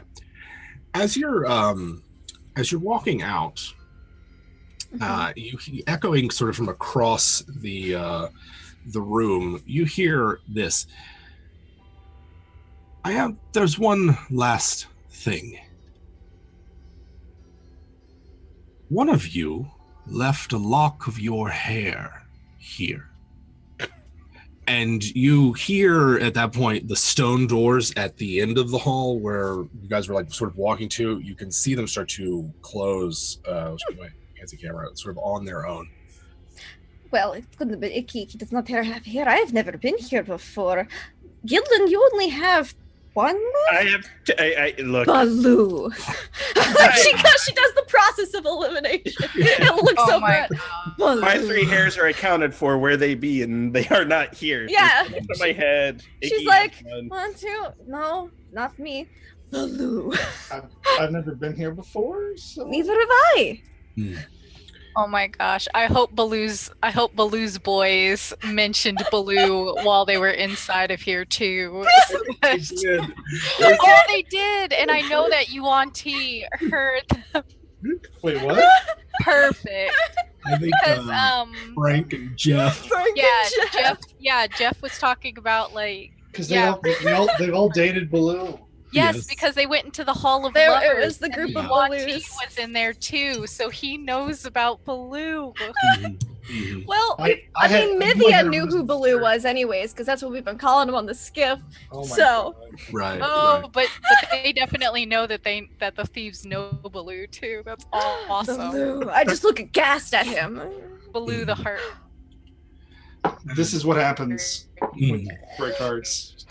And there, so the door's shut in front of you as you're like, maybe 30 feet or so from them. And you, how do y'all react to that then? I did the thing and like, I've never been here before. Icky doesn't have here. Gildan's one is accounted for. Baloo. That's exactly what she does. Is she looks aghast, like, Baloo, how could you? How very dare you? Because she hasn't Very been here good. before. That's true. No, That's it wasn't. technically a lie. And how about everybody else? I mean, Icky doesn't have hair, so. Yeah. Yeah, like Icky is already like slowly doing an about face and looking at Myrrh, just like, look. I've never been here before. This She is the doesn't- first time. Yeah, And she then, doesn't say anything, but she's just like dead fucking in the eyes, just like I You can't send believe. a group to do some work. And then what about Baloo? What are you? Yeah, and Mara definitely, when she turns to Blue, she makes sure she can like peripherally see the two Medusas. You see something else behind them coming out of the shadows. What looks like three figures. Mm-hmm. Two of them rather large on either side of a smaller, more just shorter rather figure. Jim, how big and sturdy does this door look? It looks pretty big and sturdy. It's a big stone door. There's no obvious way of it opening or closing, right? Like a there's hydraulic door or there's something? no mechanical device or anything. Mhm. Yeah. Yeah, it's one of the new. What are you thinking? Oh, nothing. I was about to turn into a Triceratops and ram it, but that's just an impulse. That's just an impulse. Baloo is a little confused as to why, because like process of elimination, he's trying to figure out if it is his hair. Why is It is his hair. So he's, Yeah. he's going through like these stages of denial where he's like, no, I've never been here. Wait a minute. Neither have I. I don't know how they have any hair. Yeah. I mean, occasionally I'll give a lock of it to a client or something, I but asked- that, this is like one of the No. stupid favors. Mhm. I ask her grace if I might divine the truth of this situation and reveal whose hair it was, that it might be a manifestation of my divine authority. Speak then with your prophecies. All Don't right. listen to him. Tell us. I'm casting divination and contacting Baba Yaga, and Baba Yaga must offer a truthful reply. And I ask for the hair to be produced, and Baba Yaga, tell us whose hair this is. And I want you to point at whoever it is in the room with your haggish hand. Why don't you An just do Zone of accusatory Truth and ask if I've been here before? No, I'm not. Why is the truth when you guys can resist it? I might as well just ask the goddess herself. So for what the hair, Gildan comes forward. He's going to reveal this with his prophecy. Conniving little traitor. There is Mud and Gildan. there is a moment as the hair is produced. It is obviously Myrrh's. It's like Oh, white, I look curly, and like the whole. still the white going into the red. Yeah. Yes. Oh, it's not me. And I'm not it's the father. big, like with a Must bow have been on from it. one of my lovers. I do not know. I have so many. Mhm. Indeed, tell me I have one of never them. been here. And she sort of like moves aside, and you see these figures come up. Tell me, is this one of them? And there is a statue of a tiefling woman that Mur recognizes, and which is being sort of carted in by these two blind serpentine humanoids, and set down. And the Medusa Queen reaches out a hand and sort of brushes the statue, and you can see the petrification fall away in the dust. Oh no. And As I will be like, oh, I will like roll my like a shadow just crosses over. Mm-hmm. That is my even worse than a lover. That is my half sister. half sister. Cannot stand her. Hi, Mur. Mud. How you doing? I've been better, Mud. You look great, though. Have you I- been eating? You don't look like you've been eating. I didn't know you had a sister. I have sister. My mother is very prolific. Yeah. I consider her a full sister because it's about more than blood. No. It's about the feelings you feel I between feel each other. nothing for you. I just We have an amazing sociality. do not. That's the way we feel about each other. It's the That's- word of the day. Oh my god, this is why. Mars just You like. are handsome, Pretty. she says to Baloo. You are well made. I'm sorry. I have no filter. Mm-hmm. And at Really that, does. Mur would probably have to make a Constitution save as they try to repetrify her. Oh my god. Mur? Ooh, Mud? Or Mud, sorry. Oh, This is like the third or Mud fourth time. willingly goes. She goes, "Oh, this is my favorite part." And Mars just gonna look like completely disgusted and averse this whole time, like, oh, please, I hate you so much. Wait, did Mud go out with Baloo? Did we decide yes or no? Everyone in that party. Everyone. Okay. Right? Right? I think I what don't it know. is it's one of those things where she catfished you on whatever the equivalent tender is, and you're It's like, like the random sending spell. I found this name in Mars, like, yeah, Passing yeah. through Trade Tune, picking up some strange. And you're like, yeah, and you're like, you know, she's a person. She sent him a picture of Frank. Oh, what is it? Yeah, what is it? Yeah, and then she was like, look, not the best ride at the park, but there's no line. oh no! It was Complete opposite of their slogan. a dark time in Blue's life. I'm passing out from that. I'm sorry, guys. I'm literally. Yeah. So Mur is, Mud is Wow. silenced for a moment. I'm just like, oh, thank God you put her back in stone. Hmm. I'm Did- actually up the She's not right in the head, and ever since we've been children, she's done everything in her power to sabotage me. It's slowly dawning on Baloo who she is. Mm-hmm. This is all very confusing. Yes. It's a quite Can we conundrum. go now? You see, she was caught with the thieves and had your, That does not surprise me. She never had an excellent choice in friends. and your lock of hair was with her. Yes. I think Mur would have a lock of Mud's hair too, and she just pull it out. Ew. It's a devil thing. It is, and she pulls it out like this, like ugh, Oh. half devil thing. Yes, it's like a cat's hairball. I know. That thing. Mud's unkempt. Like it is a devil thing. It's just, And very well. Since you are not the thieves that I look for, yes, hand sanitizer is right there. Just ugh. Has continual flame on your hands. Prestidigitation. Oh, so much. Presty. Forever unclean. Since you are not the thieves that I was looking for, my search will continue. well, good And- luck for sure. If you caught that one, you're doing excellent work. Hmm. Please keep her petrified forever. Don't let her talk. Yeah, Queen Medusa sort of looks for a moment like you're going to protest about your sister's treatment. Genuine, like, oh, thank God, finally.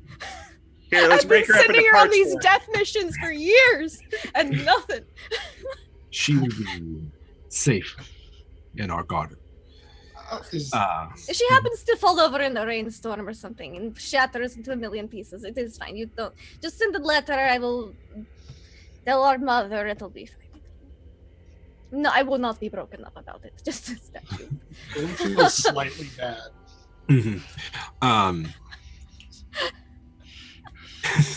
But just like you found the obituary of someone you had a one night stand with. I mean, like, it's like, oh, that person died. Oh. Yeah. So at this point, the doors open back up. You're allowed to leave after that bit of cage rattling. Was the daughter there? Because I need to give her a final message before I go. Yeah, maybe it was still there. Yeah. Yeah, and I'm gonna do a sending spell to her, and this is the divine message I leave with her that to remember who you are, you need to forget what they told you to be, and give her kind of the knowing divine prophet point, and then get out of there. Not a bad saying. So Her walks out with a bit of a spring in her step. Looks back at the statue of Bud, goes, all right. Just leaves. Walks back out. So what's y'all's next move? Bone sorcerer. We're gonna break him to bits. I'm gonna try that. I mean, there was a. Can I fit the human statue into my bag of holding? I don't think so. If we cast reduce on it, we can. Oh, that's so true. Mm-hmm. Can't do that. I think Blue's gonna have a talk with Myrrh. Okay. Sure. Well, a genuine heart to heart, as we normally do. Myrrh, would it be okay if you told me what's going on? Told you what was going on. Apparently, my sister started theft. Life theft is terrible. You were surprised to see your sister there, but not surprised to see your sister there. Well, she's never really been like. It doesn't surprise me she got involved in a life of crime. She's very easily influenced. Okay. Okay. I'm gonna. You're telling me, friend to friend. You're telling me everything.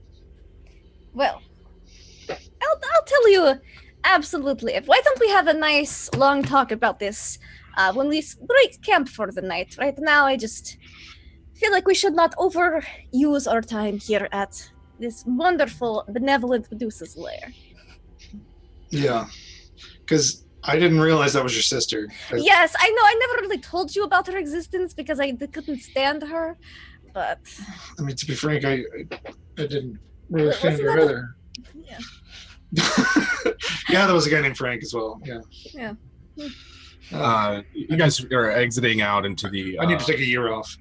To the courtyard of trespassers. Your vessel there. You're probably gone certainly less than an hour. I like to imagine like we walk back up to the ship and they like wheel up Mud, kind of like put her in the courtyard. Oh. If Mother complains, I know where to find her. It's Pallet Jack. That's true. She's more like imprisoned than anything. Yes, she's perfectly fine. 300 years from now, the Medusa could change her mind. She'd be alive, and I'll be dead, and won't have to worry about her anymore. Exactly. So, you guys do intend to go fulfill this. I mean, we were looking for a wizard. Maybe the sorcerer knows something about this wizard. Yeah.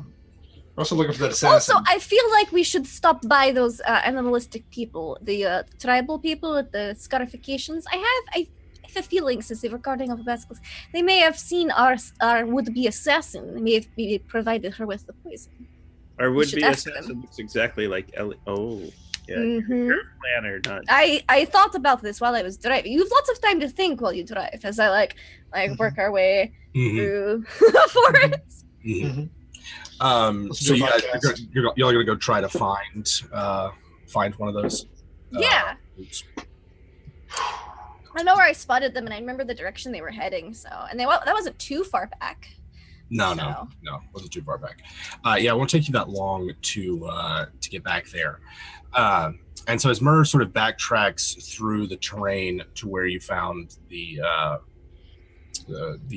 goblins carting off that large basilisk, you're able to sort of pick up their trail fairly easily and follow it if you'd like. I wanna We were remind everyone carting we off have a basilisk. They might milk it for venom. We have a giant hag balloon flying over We our do. skiff right now. This is It's- awesome. It's something.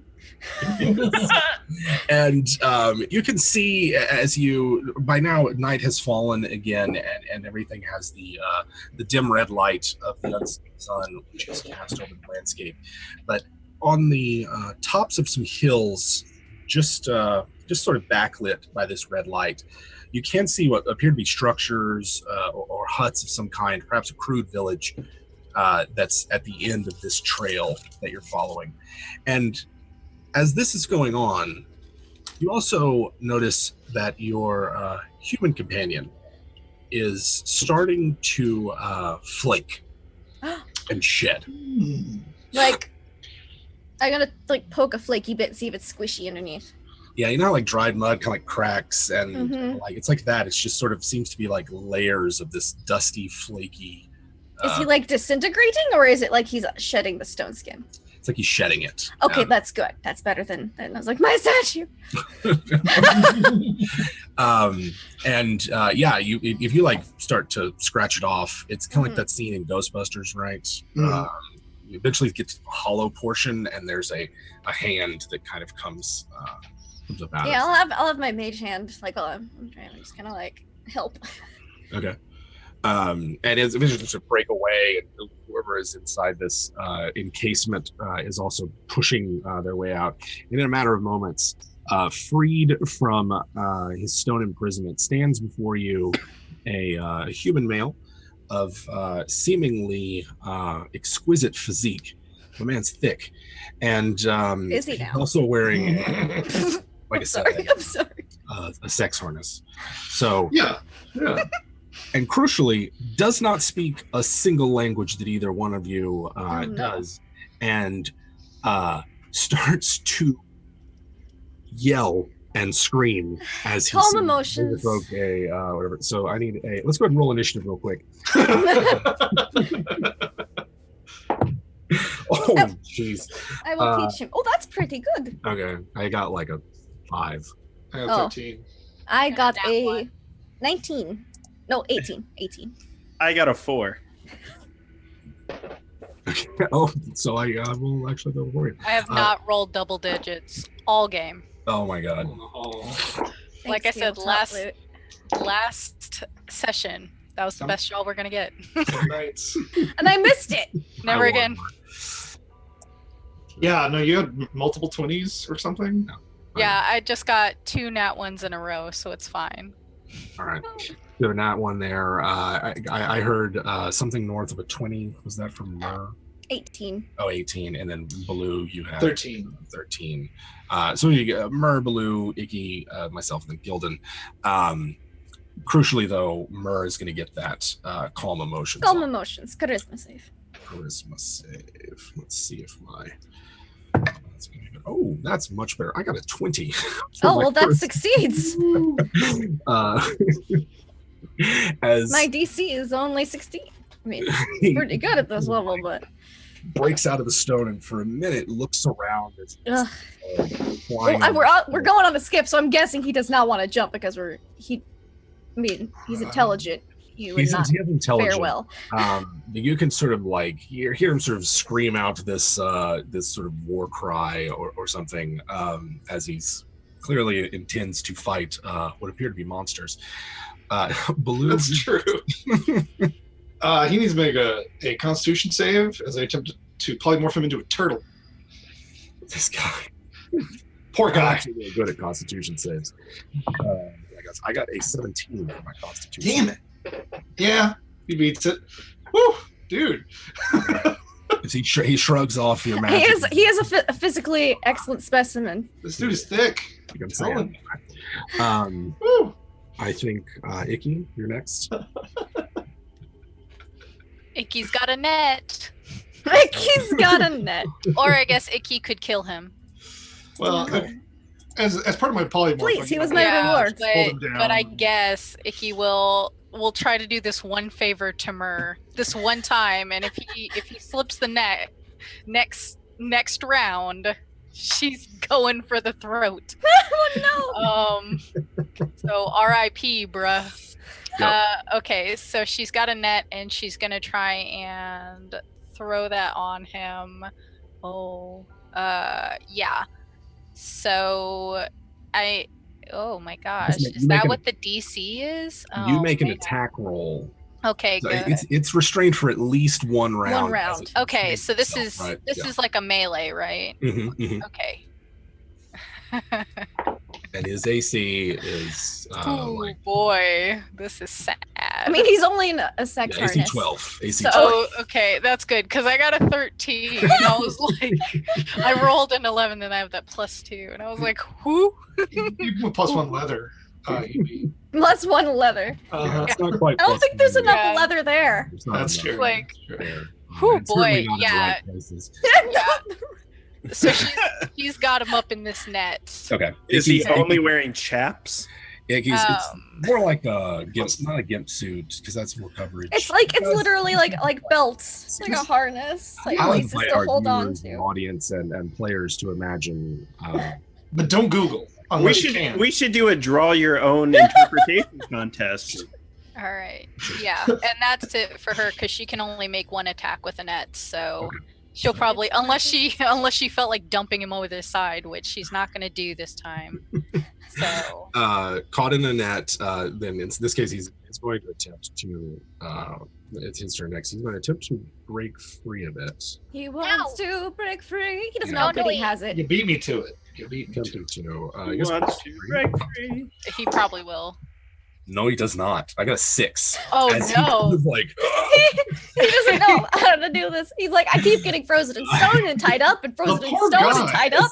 this weapon has never been used ever. I have no idea how to defend myself He against just like wiggles it while he's in it. He's like, Gildan. she loves it. This is I need this is by the way, as you guys are going like 45 across a desert in an open top. I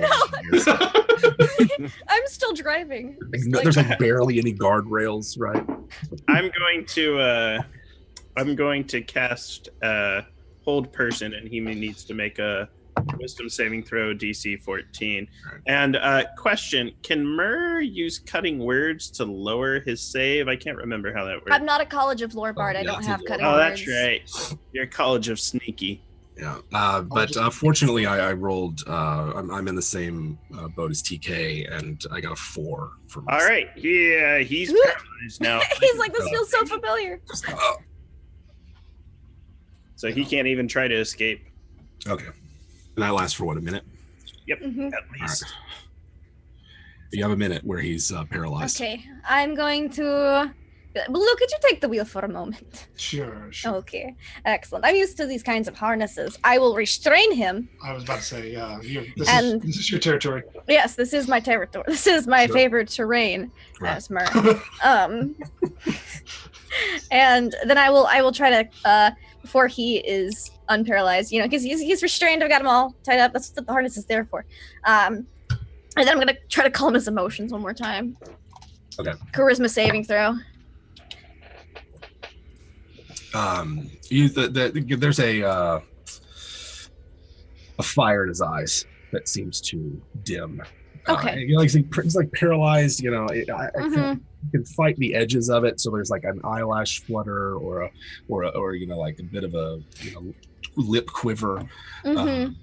But yeah, you can tell that your spell landed. Okay. Now that he's secured and tied up in a way that so it's not at all painful, you're gonna hurt him. Because it's also right? But we do need to choke him unconscious, right?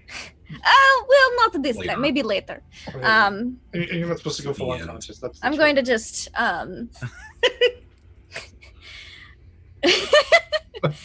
and then I will. I was gonna like put him aside. But Blue, you want to drive for a little bit? I've been driving all day. I'm going to spend some time with this fellow here and tell him he's nothing to worry about. Okay. And I'll just try to soothe him. I can't really like. He's basically speaking Old English to us. And we were Right. in, like, Yeah. common. You can catch like if he were to like sit down and speak really slowly and like sound it out, you could probably she'll try to like really slowly be like Mer, Gildan, Baloo, like introduce everyone to him so that he doesn't feel like threatened in a very non-threatening manner. I'll be like, hey guys, why don't Give we him some food, give him some water. why don't we give him a blanket? Maybe cover up? Oh yes, of course. I'll pull out like No. soft- You don't want to put a blanket on them. Humans are never supposed to be covered. Sorry. everyone knows. Don't feed them chocolate. Cover your humans. Charlotte, don't be. He's sort of He's like allergic to onions. I've read about this. looking at the group of you here as the landscape speeds by, and he's spies Ellie. She's still Yeah, I sleeping. have a like Ellie. Mhm. Very nice. Icky sits between them. Good. It's not like what is going how do you We saved you from the snake lady. snake?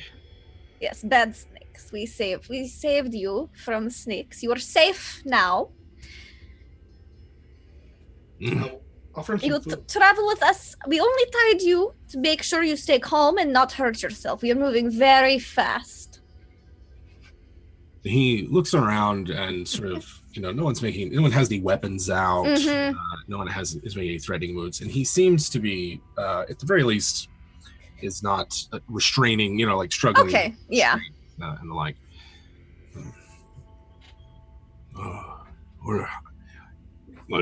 I don't know. And he just sort of like, he's just, Mhm.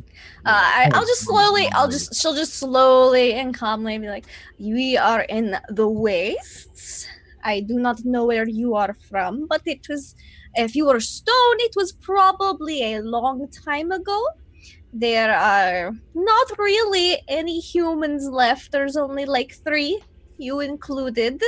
It is very hot in the daytime, very dangerous. You will have to stay covered. There's also very dangerous animals, so you should stay close to us. He's We can keep you safe. paying attention Mhm. to Myrrh and trying to follow what little Yeah. I understand. And then he's looking over at Gildan. And he keeps trying to talk to Gildan. Mhm. I cast tongues. Do you cast on him or you? Me, so I can understand and speak. If you cast on him, everyone can understand him. Yeah, why would I do that? What's the fun there? Golden knows that. Oh god. Don't pretend for a hot second. That's on accident. He doesn't know. See, Gildan casts it on himself then. Especially a PvP game. You're gonna learn tongues next level, just so you Right. can cast on everybody else. And I'm going to cast a counter spell every time. So Counterspell you back. I cast Tidal Wave. Use up all those spell slots, baby. Right. Do it. Use them all up. You could understand me yesterday. What's going on? I understand you when the wise woman needs me to understand you. And right now she does. A moment ago she didn't. Why are all you monsters out here? Where are we? Well, first off, we are in fact monsters, criminals, murderers, etc. You are in the land between 2 rivers. I don't know it. But you will learn it. And you are under our care. That one, and I point over at Myrrh, and I want to make sure that like Myrrh notices me pointing at her, and I want to make sure that my language and like my enunciation is very much like the Tasmanian devil, blah, blah, blah, blah, blah, like that. Everyone can understand you because you cast tongues on yourself. Everyone can understand me. Everyone can understand you because you cast tongues on yourself. Understand him. Yeah. Wow. So everyone can understand me? Uh-huh. Yes, You that's can- how tongues works. Everyone can understand the person who is cast on, and they can understand every language. This spell grants the creature you touch the ability to understand any spoken language it hears. Moreover, the target to your speech any character that knows at least one language can hear the target under. Oh, this is awesome. Yeah, it is. So I understand you. No, that no. one over there. Why did we tell him Not that? a victory. This is not a victory. Why did we tell him that? No, it's good. That's good, man. I just wanted to talk like the Tasmanian devil. Like really, that's the whole reason. Why is he speaking Tasmanian? Yes, but essentially, yeah, that one over there is our leader, and he has reason to travel with you and has need of you. What, he fell a demon? Look at her. Devil. She's a devil, not a demon. There's a difference. Half. And she's half. Are we not all devils? No. Look at me! You think I have any business not following her? It's going to be a dream. Some wizard. No. Unfortunately, it is not, my friend. I love hearing the one-sided conversation. You're right. And like half understanding. Samara's just standing there. She's gonna pretend like I don't really get it, but I'm secretly. The village that y'all are approaching is fast coming up. Unless Stop Baloo poisoning minds, Gildan. has slowed down any. No, not necessarily. Okay, all right. He's trying to be a part of the conversation while driving. So he's looking around. We are here to you are what we call an asset, and you are currently an acquired asset and belong to that one. I know. Mercenary? Yeah, you're a gun for hire. What's your name? My name is Gildan, son of Bakai, he who is called wise. But Gildan for short. Gildan. Yes. I gotta be honest, I didn't know you had names, Gildan.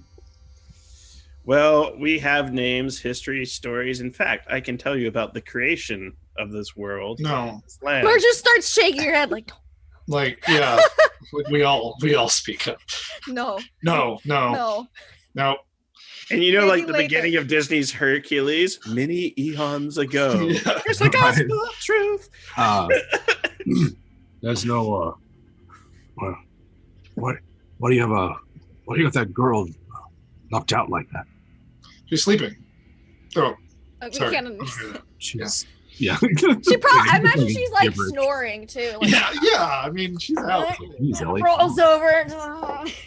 Every She- time that human looks at Ellie, Icky like moves with like into his line of sight. Like, Well, here's how I answer it though. I say she is conversing with her kindred dead.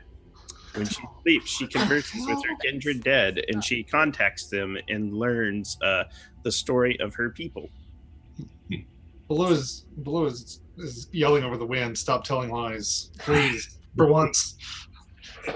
Don't you have some trees to plant? I can plant them and then also not tell lies. Just don't tell lies. He's Johnny Appleseed. Yeah. Baloo Appleseed is the next book. Yeah. I don't know. All right. He the human sits back and like leans against the rail as this, like I said, the village will be there in a matter of minutes. Oh, in fact, I'm going to indoctrinate this guy into the tribe. So I reach Jesus into my Christ. back and I say, look, your head looks cold. And I pull out the scalp that Icky gave me a long time ago. You pulled out a scalp? Yeah. Yes! Scalp wig.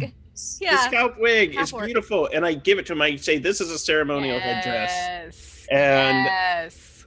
if you wear this, you will be protected by those around you. But you have to wear it. Oh. I don't think so. I mean, it seems. Blue shakes his head. All right. I'm going to have to use a little magic to charm this guy. What the hell? Please don't. He seems fine. TK loves this, but Icky's a little offended because she gave that to Gildan as a gift. All right. Well, Gildan puts it on his hand. Oh, look. So, I will wear it until you call for it, and then I wear it. Okay. What kind of wizard's dream I'm in, but I don't ever want to wear that thing. If you're my Why god, not? then I'll just accept that. And he just seems to like shudder. We will have to teach him current common. He's confused. He's very very confused. We'll help him. Confused. He doesn't need to be told I religious will help doctrine. him All as he's well. Is there a blanket? All right, here's what we're going to do. He would Yeah, take a blanket. I will offer him my own clothes to wear. Now, Oh, I have extras. like this small. I have a small bag. they'll fit him so poorly. It'll be like, A 5T. The dude I'm going to is use capital another thick. I'm using another 3rd level spell slot to cast tongues on him so that everyone can understand him now. Because I have a feeling My I am God. not your front man for this guy. Oh my God. Thank You have that feeling now. This is the Yeah. moment. Look, moment that you because put- I can convince him that I'm a god or something, but You take a grown man out of an erotic harness and put him into a onesie, and that's the moment that you're like, maybe this was a let bad us- idea. Let us get you some better clothes. I can fashion you something. Thank you. Hey, Yeah, yeah. We're not gonna hurt you, by the way. 'Cause Yes, we're We're just- going to take very good care of We you. saved you. Yes. Saved me how? You were a stone statue with Medusas, and then actually, first you were tied up in a cave, I believe, and then you ran out, and then the Medusas turned you to stone, and then we saved you from them again. Yeah, there was some others who came. They brought me to, and then we're in a cave, and it's fuzzy, but hopefully it come back to me. But What is your name? the name is Bekroithik. Braquithic? Bekroithik Telmanu. You can call me Axe Dreamer. It's the name the orcs gave Axe me. Dreamer. Axe Streamer sounds great. We'll go with Axe Streamer. don't know me. Extreme. They never heard of you where you came from. No, it has been hundreds of years since humans have been seen here in the wastes. What are you talking about? We have one sleeping. on the Except floor. for Ellie, who's sleeping right now. But I mean, we didn't see her until a few months ago. This is true. It is so technically it has been hundreds of years since they've been spotted, and now there's 2 or 3. Maybe they're coming back. Potentially. He They're just making a seems, comeback. like completely overwhelmed with the centuries have passed, no more people. He doesn't recognize any of this, and he kind of like sits back and It's all right. You were very squishy, just like Ellie. It is fine. We will make sure you are not too terribly hurt by the sun and the desert yeah, monsters. there was a snake woman. She looked at me funny. Yes, that is probably what earned you so. Medusas do that. You sure I'm not dead? Yeah, I'm very much positive. Yes. Yeah, and he at this he seems to sort of turn inward, stop asking questions. You're, the village is within sight, and given that it's kind of still in that transitionary phase between day and night, it's quite active. And as the air skiff pulls up to the village, the inhabitants of it form a semicircle around their buildings and move out as one to greet you. We were, by the way, in case you didn't know, someone attempted to assassinate our dear Ellie, and we cannot have that. So we are trying to pursue this assassin.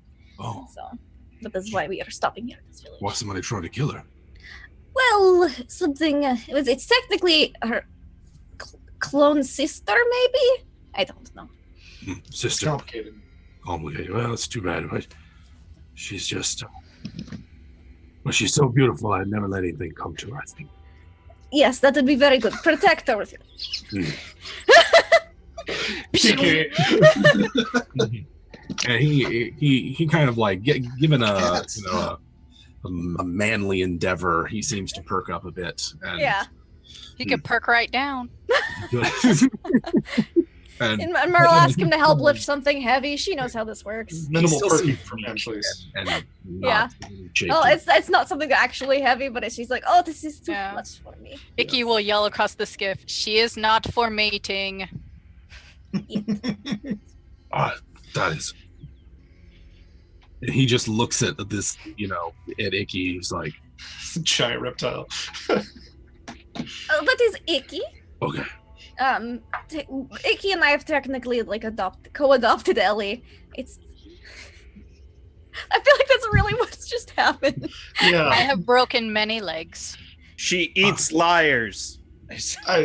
Monsters Always all tell around. the truth. And he just is over. Like, Good. Although everyone is a monster, even the Cry.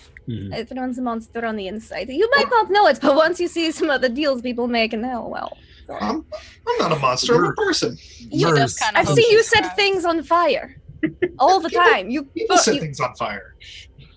I Murph finishes never the said wall. anything. We're not monsters speech. Turn around and there's a village of about 40-ish. But those worship monsters, by the way, just so you know.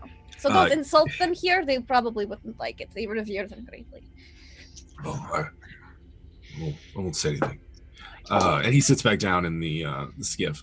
I'll give him some more food and like water, some rations. He eats actually really hungry. Yeah, he's probably hungry. Food he's occupied with eating there. The crowd of scarified goblins, or rather, like I said, it's difficult to tell whether some of them are like malnourished bugbears, scrawny hobgoblins, really tall goblins. They just sort of come in all shapes and sizes, and they move out as one to greet you as you arrive, and are really just sort of waiting there for you as you give the axe dreamer something to eat to the blanket. Probably a weird sight. Yeah. We've got two humans now. It's super weird. Like seriously, we won the lottery. I'm gonna go full wasteland druid on this and kind of like approach him, speak goblin, try to look big and mysterious for a second. That rusty goblin. It's not rusty. He curses at you and goblin all the time. Barnyard speak. And he's gonna talk to him in goblin and just greet him, say that we're looking for someone who looks like a hairless pale goblin. Hold up, Ellie, as she sleeps, just gently, like this. Yeah, she like wakes up half sleepy, lays back down. You can go back to bed now, dear. She would wave. They withdrew split tongues and split lips. Replied to Baloo, we saw someone like that. Not long ago. Not long ago. Days, weeks. How many suns? Well, there's 3. How many nights? Trade. Have you trade?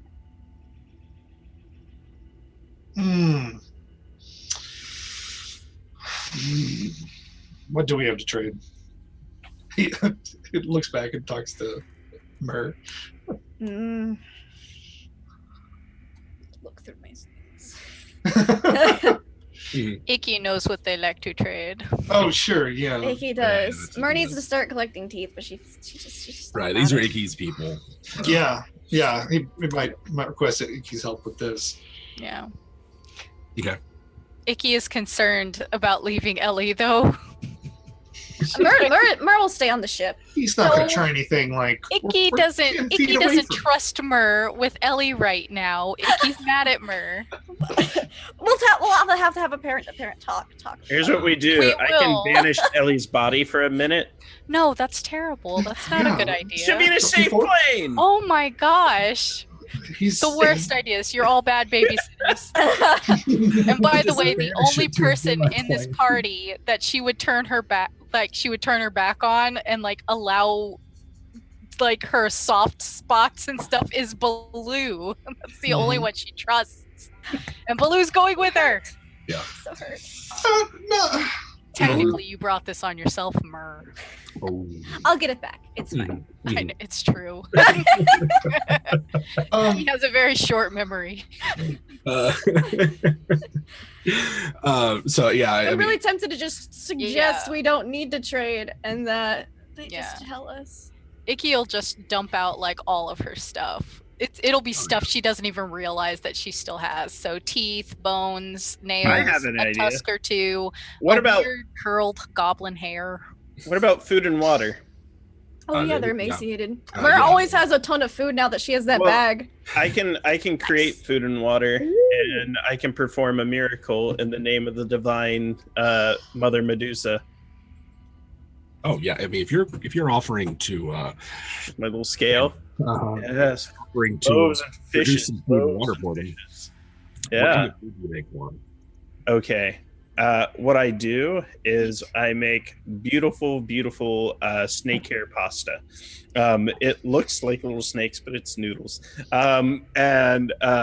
There's like some really good little pork-filled dumplings in there. Mhm. The sauce is unlike any that they have ever tasted before because they've never had sauce. They're like We only eat basilisk. Like yes, and yeah, but there are fresh like tomatoes in there, which they probably never had before, and the water is pure cold, ice cold. You know, this is very refreshing. And while I do this, I ask if they'll listen to my tale about the Gorgon that existed before the beginning of the world. I make sure I do this all with one eye closed so they can see the scale. And anytime I say that, I'm going to thaumaturgy to cause the scale to kind of glitter and glisten in the sun. Yeah. So they were excited about Icky's loot bag.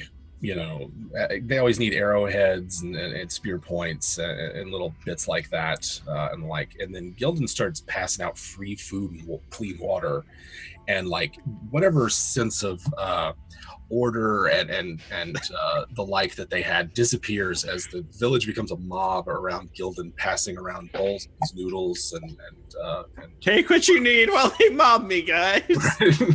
and so this is kind of broken out here. Baloo, you're talking to a few of them while this is going. They're sort of like with their hands these noodles. We saw her. Someone she looked just like her. Mm-hmm. They're riding on a lizard. Yeah, big lizard. Mm-hmm. Did she stop here? No. We spot her off. He didn't want to get in her way. Mm. She looked like a demon with that, you know. Yeah. You know, she looked. Yeah, pale and fair. Yes, exactly like a thief. Mm-hmm. And no, we saw her though. Which way was she heading? She was headed south South? when we first saw her. Did you follow her? For a little while, make sure she was out of territory. You're talking like 3 or 4 of them, right? Yeah. Would have been the amount of days passed, like, so she would have headed towards Trade Town. Like it sounds like what they're describing is like they saw her before she went back to Trade Town. Gotcha. That day that she tried to assassinate Ellie. Okay. But it doesn't sound like they've seen her any time within the last week, which would put that shortly before the events of Gildan arriving in Trade Town and everything that happened that day. So I mean, but she was heading back northwest. She came down from somewhere, so we're still looking north.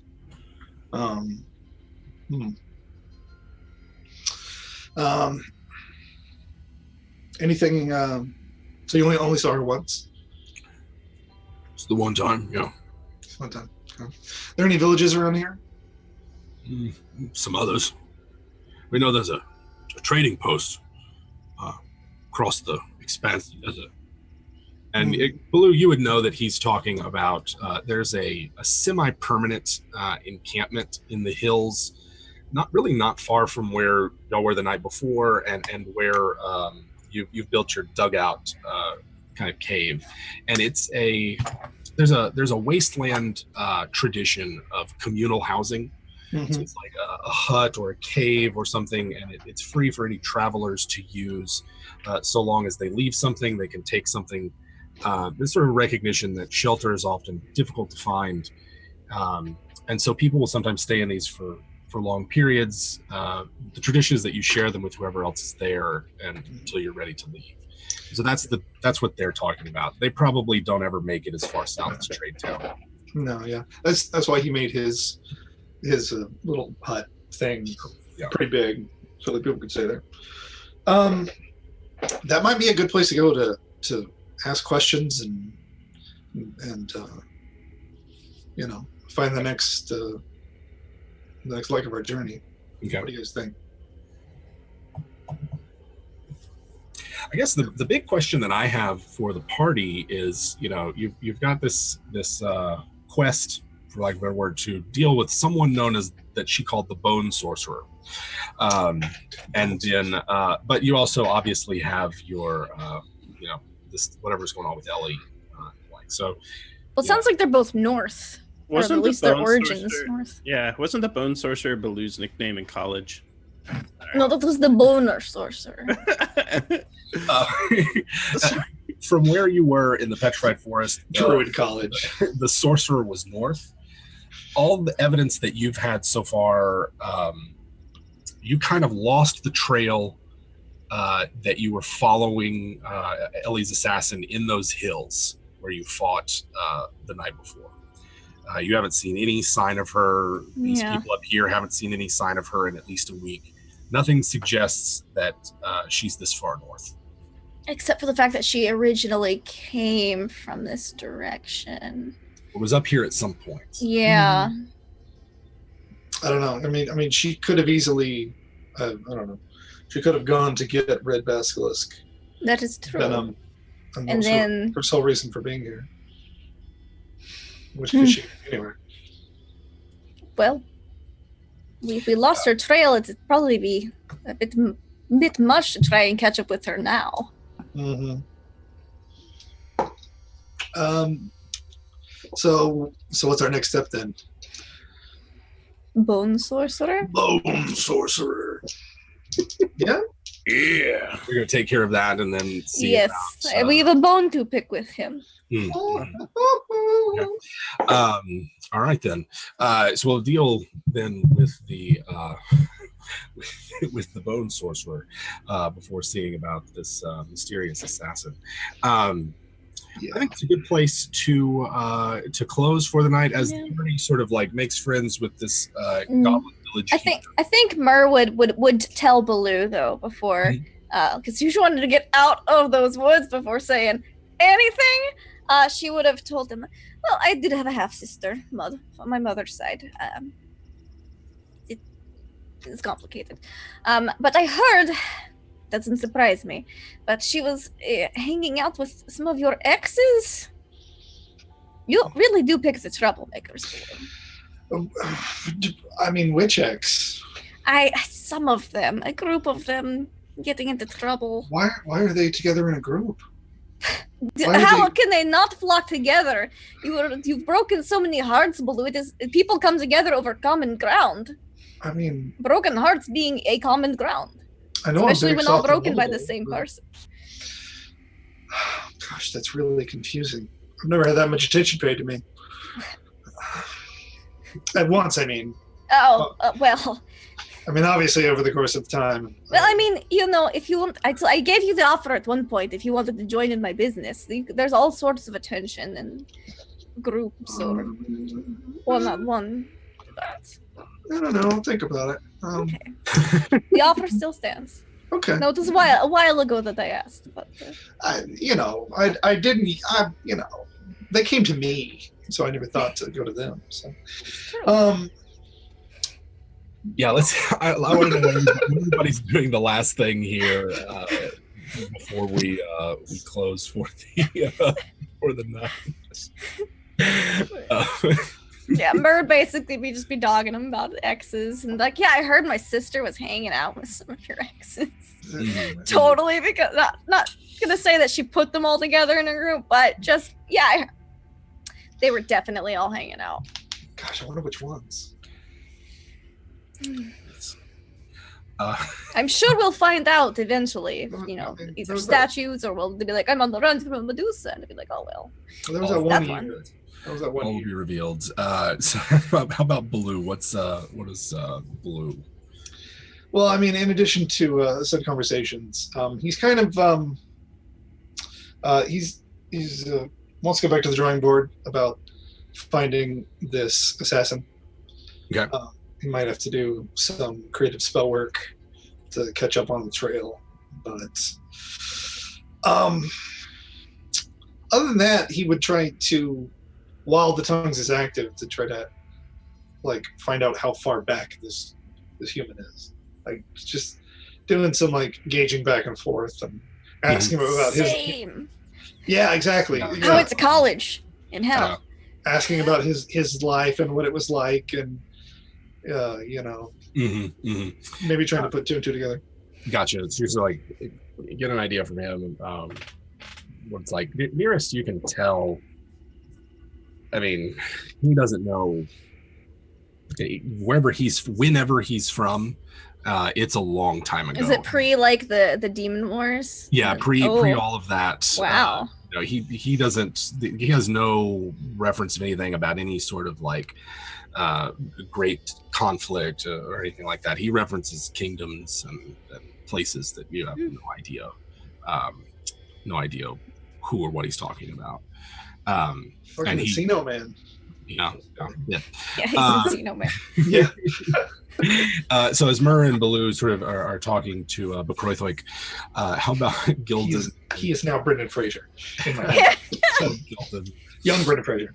Any last parting actions here? As I'm feeding the masses, I'm preaching of the goddess of the wastes and how this blessing and boon has been passed from her to me to you. From her hands to my hands to yours, and I got a whole song.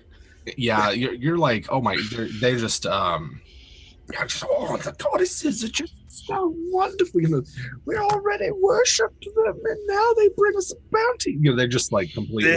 You've endured hardships. This is the blessing that she has sent. Oh yeah, they are ready to hear this story from Gildan. How about Icky? Any closing? Come on, sheeple.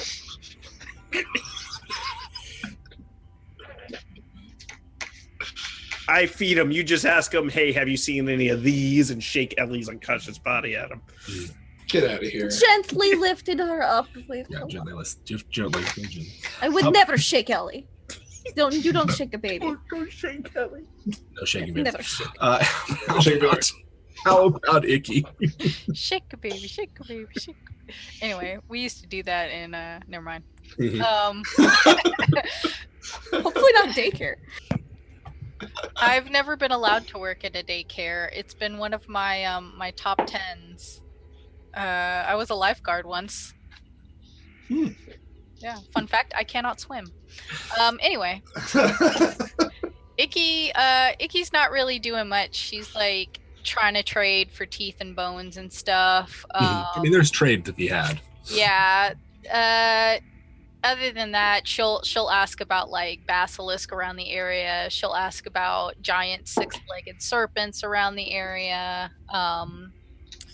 She'll ask where animals like that like to eat, if they have like a specific diet, just like getting more ideas.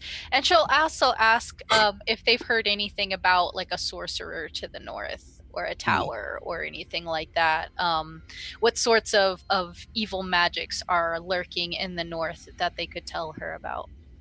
So in terms of these goblins that Icky's trading with, you get confirmation on the mount. You had a pretty good idea based on the tracks alone from following them the previous couple of days. But it's a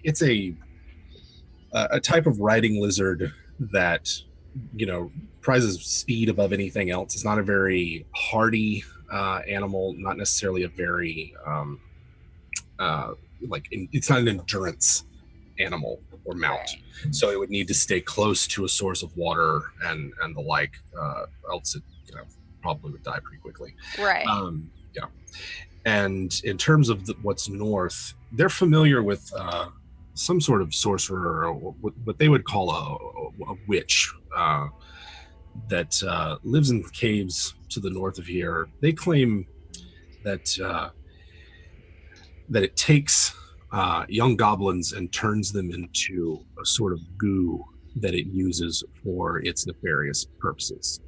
How do they know this? How do they know that it turns them into goo? Has somebody been there? They all just, a cousin or it is known. Cool.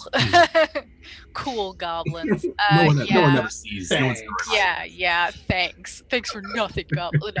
No.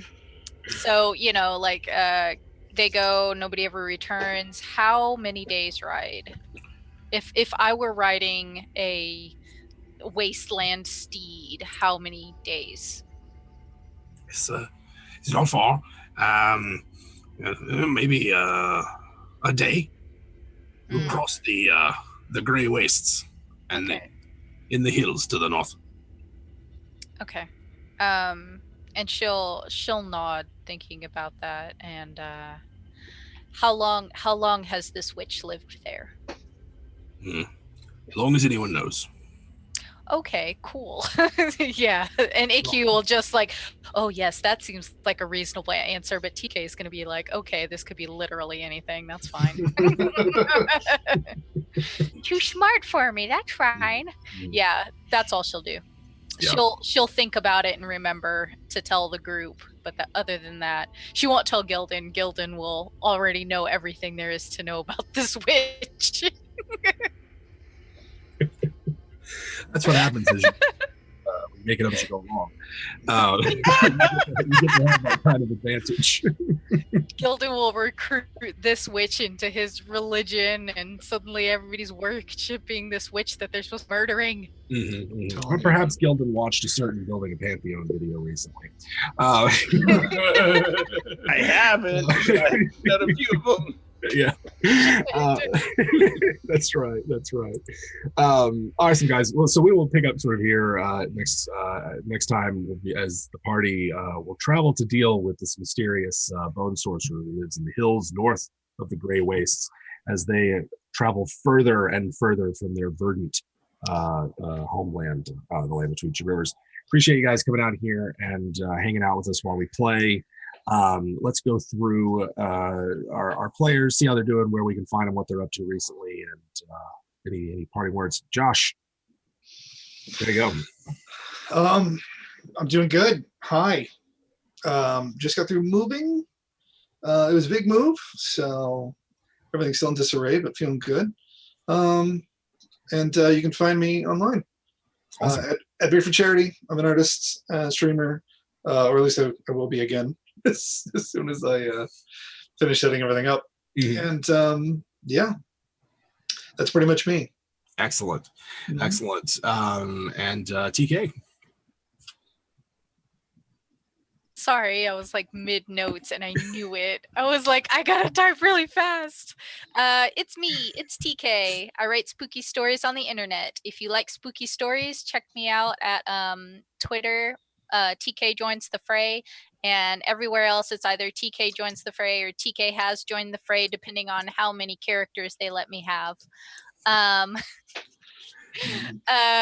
One of these days, and by one of these days I mean this weekend, I'll get my website back up. So if you like free spooky stories and not having to pay for content, I'm your guy. That's it. That's all I have. Excellent. Lindy, great to have you back with us this week. How are you? I'm great and not stoned. It's more than I could have felt. And with my human, I'm so proud, so happy, so happy. Mm-hmm. Oh, great session. So glad to be back. Can't wait to be back with Anna. It's going to be great. We missed her terribly, but she's safe and she will be very well rested when we come back. Yeah. So Yeah. well rested. I don't know if there's like an opposite of exhausted, but I feel great. But you can find me online at LaughLoveLindy on Twitch and Twitter. And if you're going to GexCon this weekend, I'm gonna be there too, all day Saturday and some of the day Sunday and a little bit tomorrow night. We'll see. It's gonna be super duper fun. Awesome. Yeah, just check me out on Twitter. That's where I post all my stuff of where I'm going live and when and all that good things. But yeah, it's gonna be super awesome. Can't wait for next week. Excellent. And Grant. Hi, everybody. Yeah, had a lot of fun tonight. Speaking of GexCon, I am their director of tabletop, which means I organize all the Adventures League and Pathfinder Society, and we have over 100 players registered. It's a Northern Virginia convention where you don't have to pay for tickets to play in all the D&D games and stuff like that. It also has large esports competitions and everything like that. Lindy's actually going to be our Captain Smoke in our D&D epic that we're running. Nice. And I've never organized play before, but it's been very successful, and hope to see you all there. I'll mostly be hanging out. As for me, I'm independent content creator for tabletop role-playing games, primarily 5th edition Dungeons and Dragons and Cypher System. I am currently a writer for 2C Gaming. I have 2 books coming out, the TPK Bestiary and the TPK Handbook Volume 2. I have 3 Invisible Sun shows launching next week. On WebDM, it'll be Unearthly Twilights. On Eric Vulgaris' channel, it will be A Star-Crossed Rose and the Garden of Midnight. And on Off the Table, it will be My Neon Life Amongst the Casually Unreal. And a 4th show will be launching in October, thanks to support on my Patreon. And that's all I got. Sweet. Excellent. Yeah, we're super excited about that Invisible Sun game starting next week. We also, I'm starting 2 new games next Wednesday, both playing in the Invisible Sun and the new season of Encounter RP will start.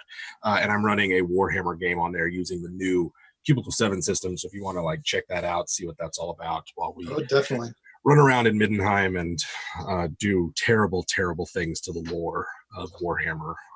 So go check us out over there. Of course, we are here on Tuesdays with Starwood Bound, where I heard Optimus Prime made an appearance this week. So you should probably check that out. Otherwise, we're on YouTube. You can check us out elsewhere on the internet. Come talk to us about RPG stuff because, that's the only reason we're here. We appreciate it, guys. Thank you very much. And of course, no RPG in this Sunday. We're on hiatus with that until early October. October 17th. October 17th. And then otherwise, see you on Tuesday for Starward Bound. Thanks, guys. Have a great weekend.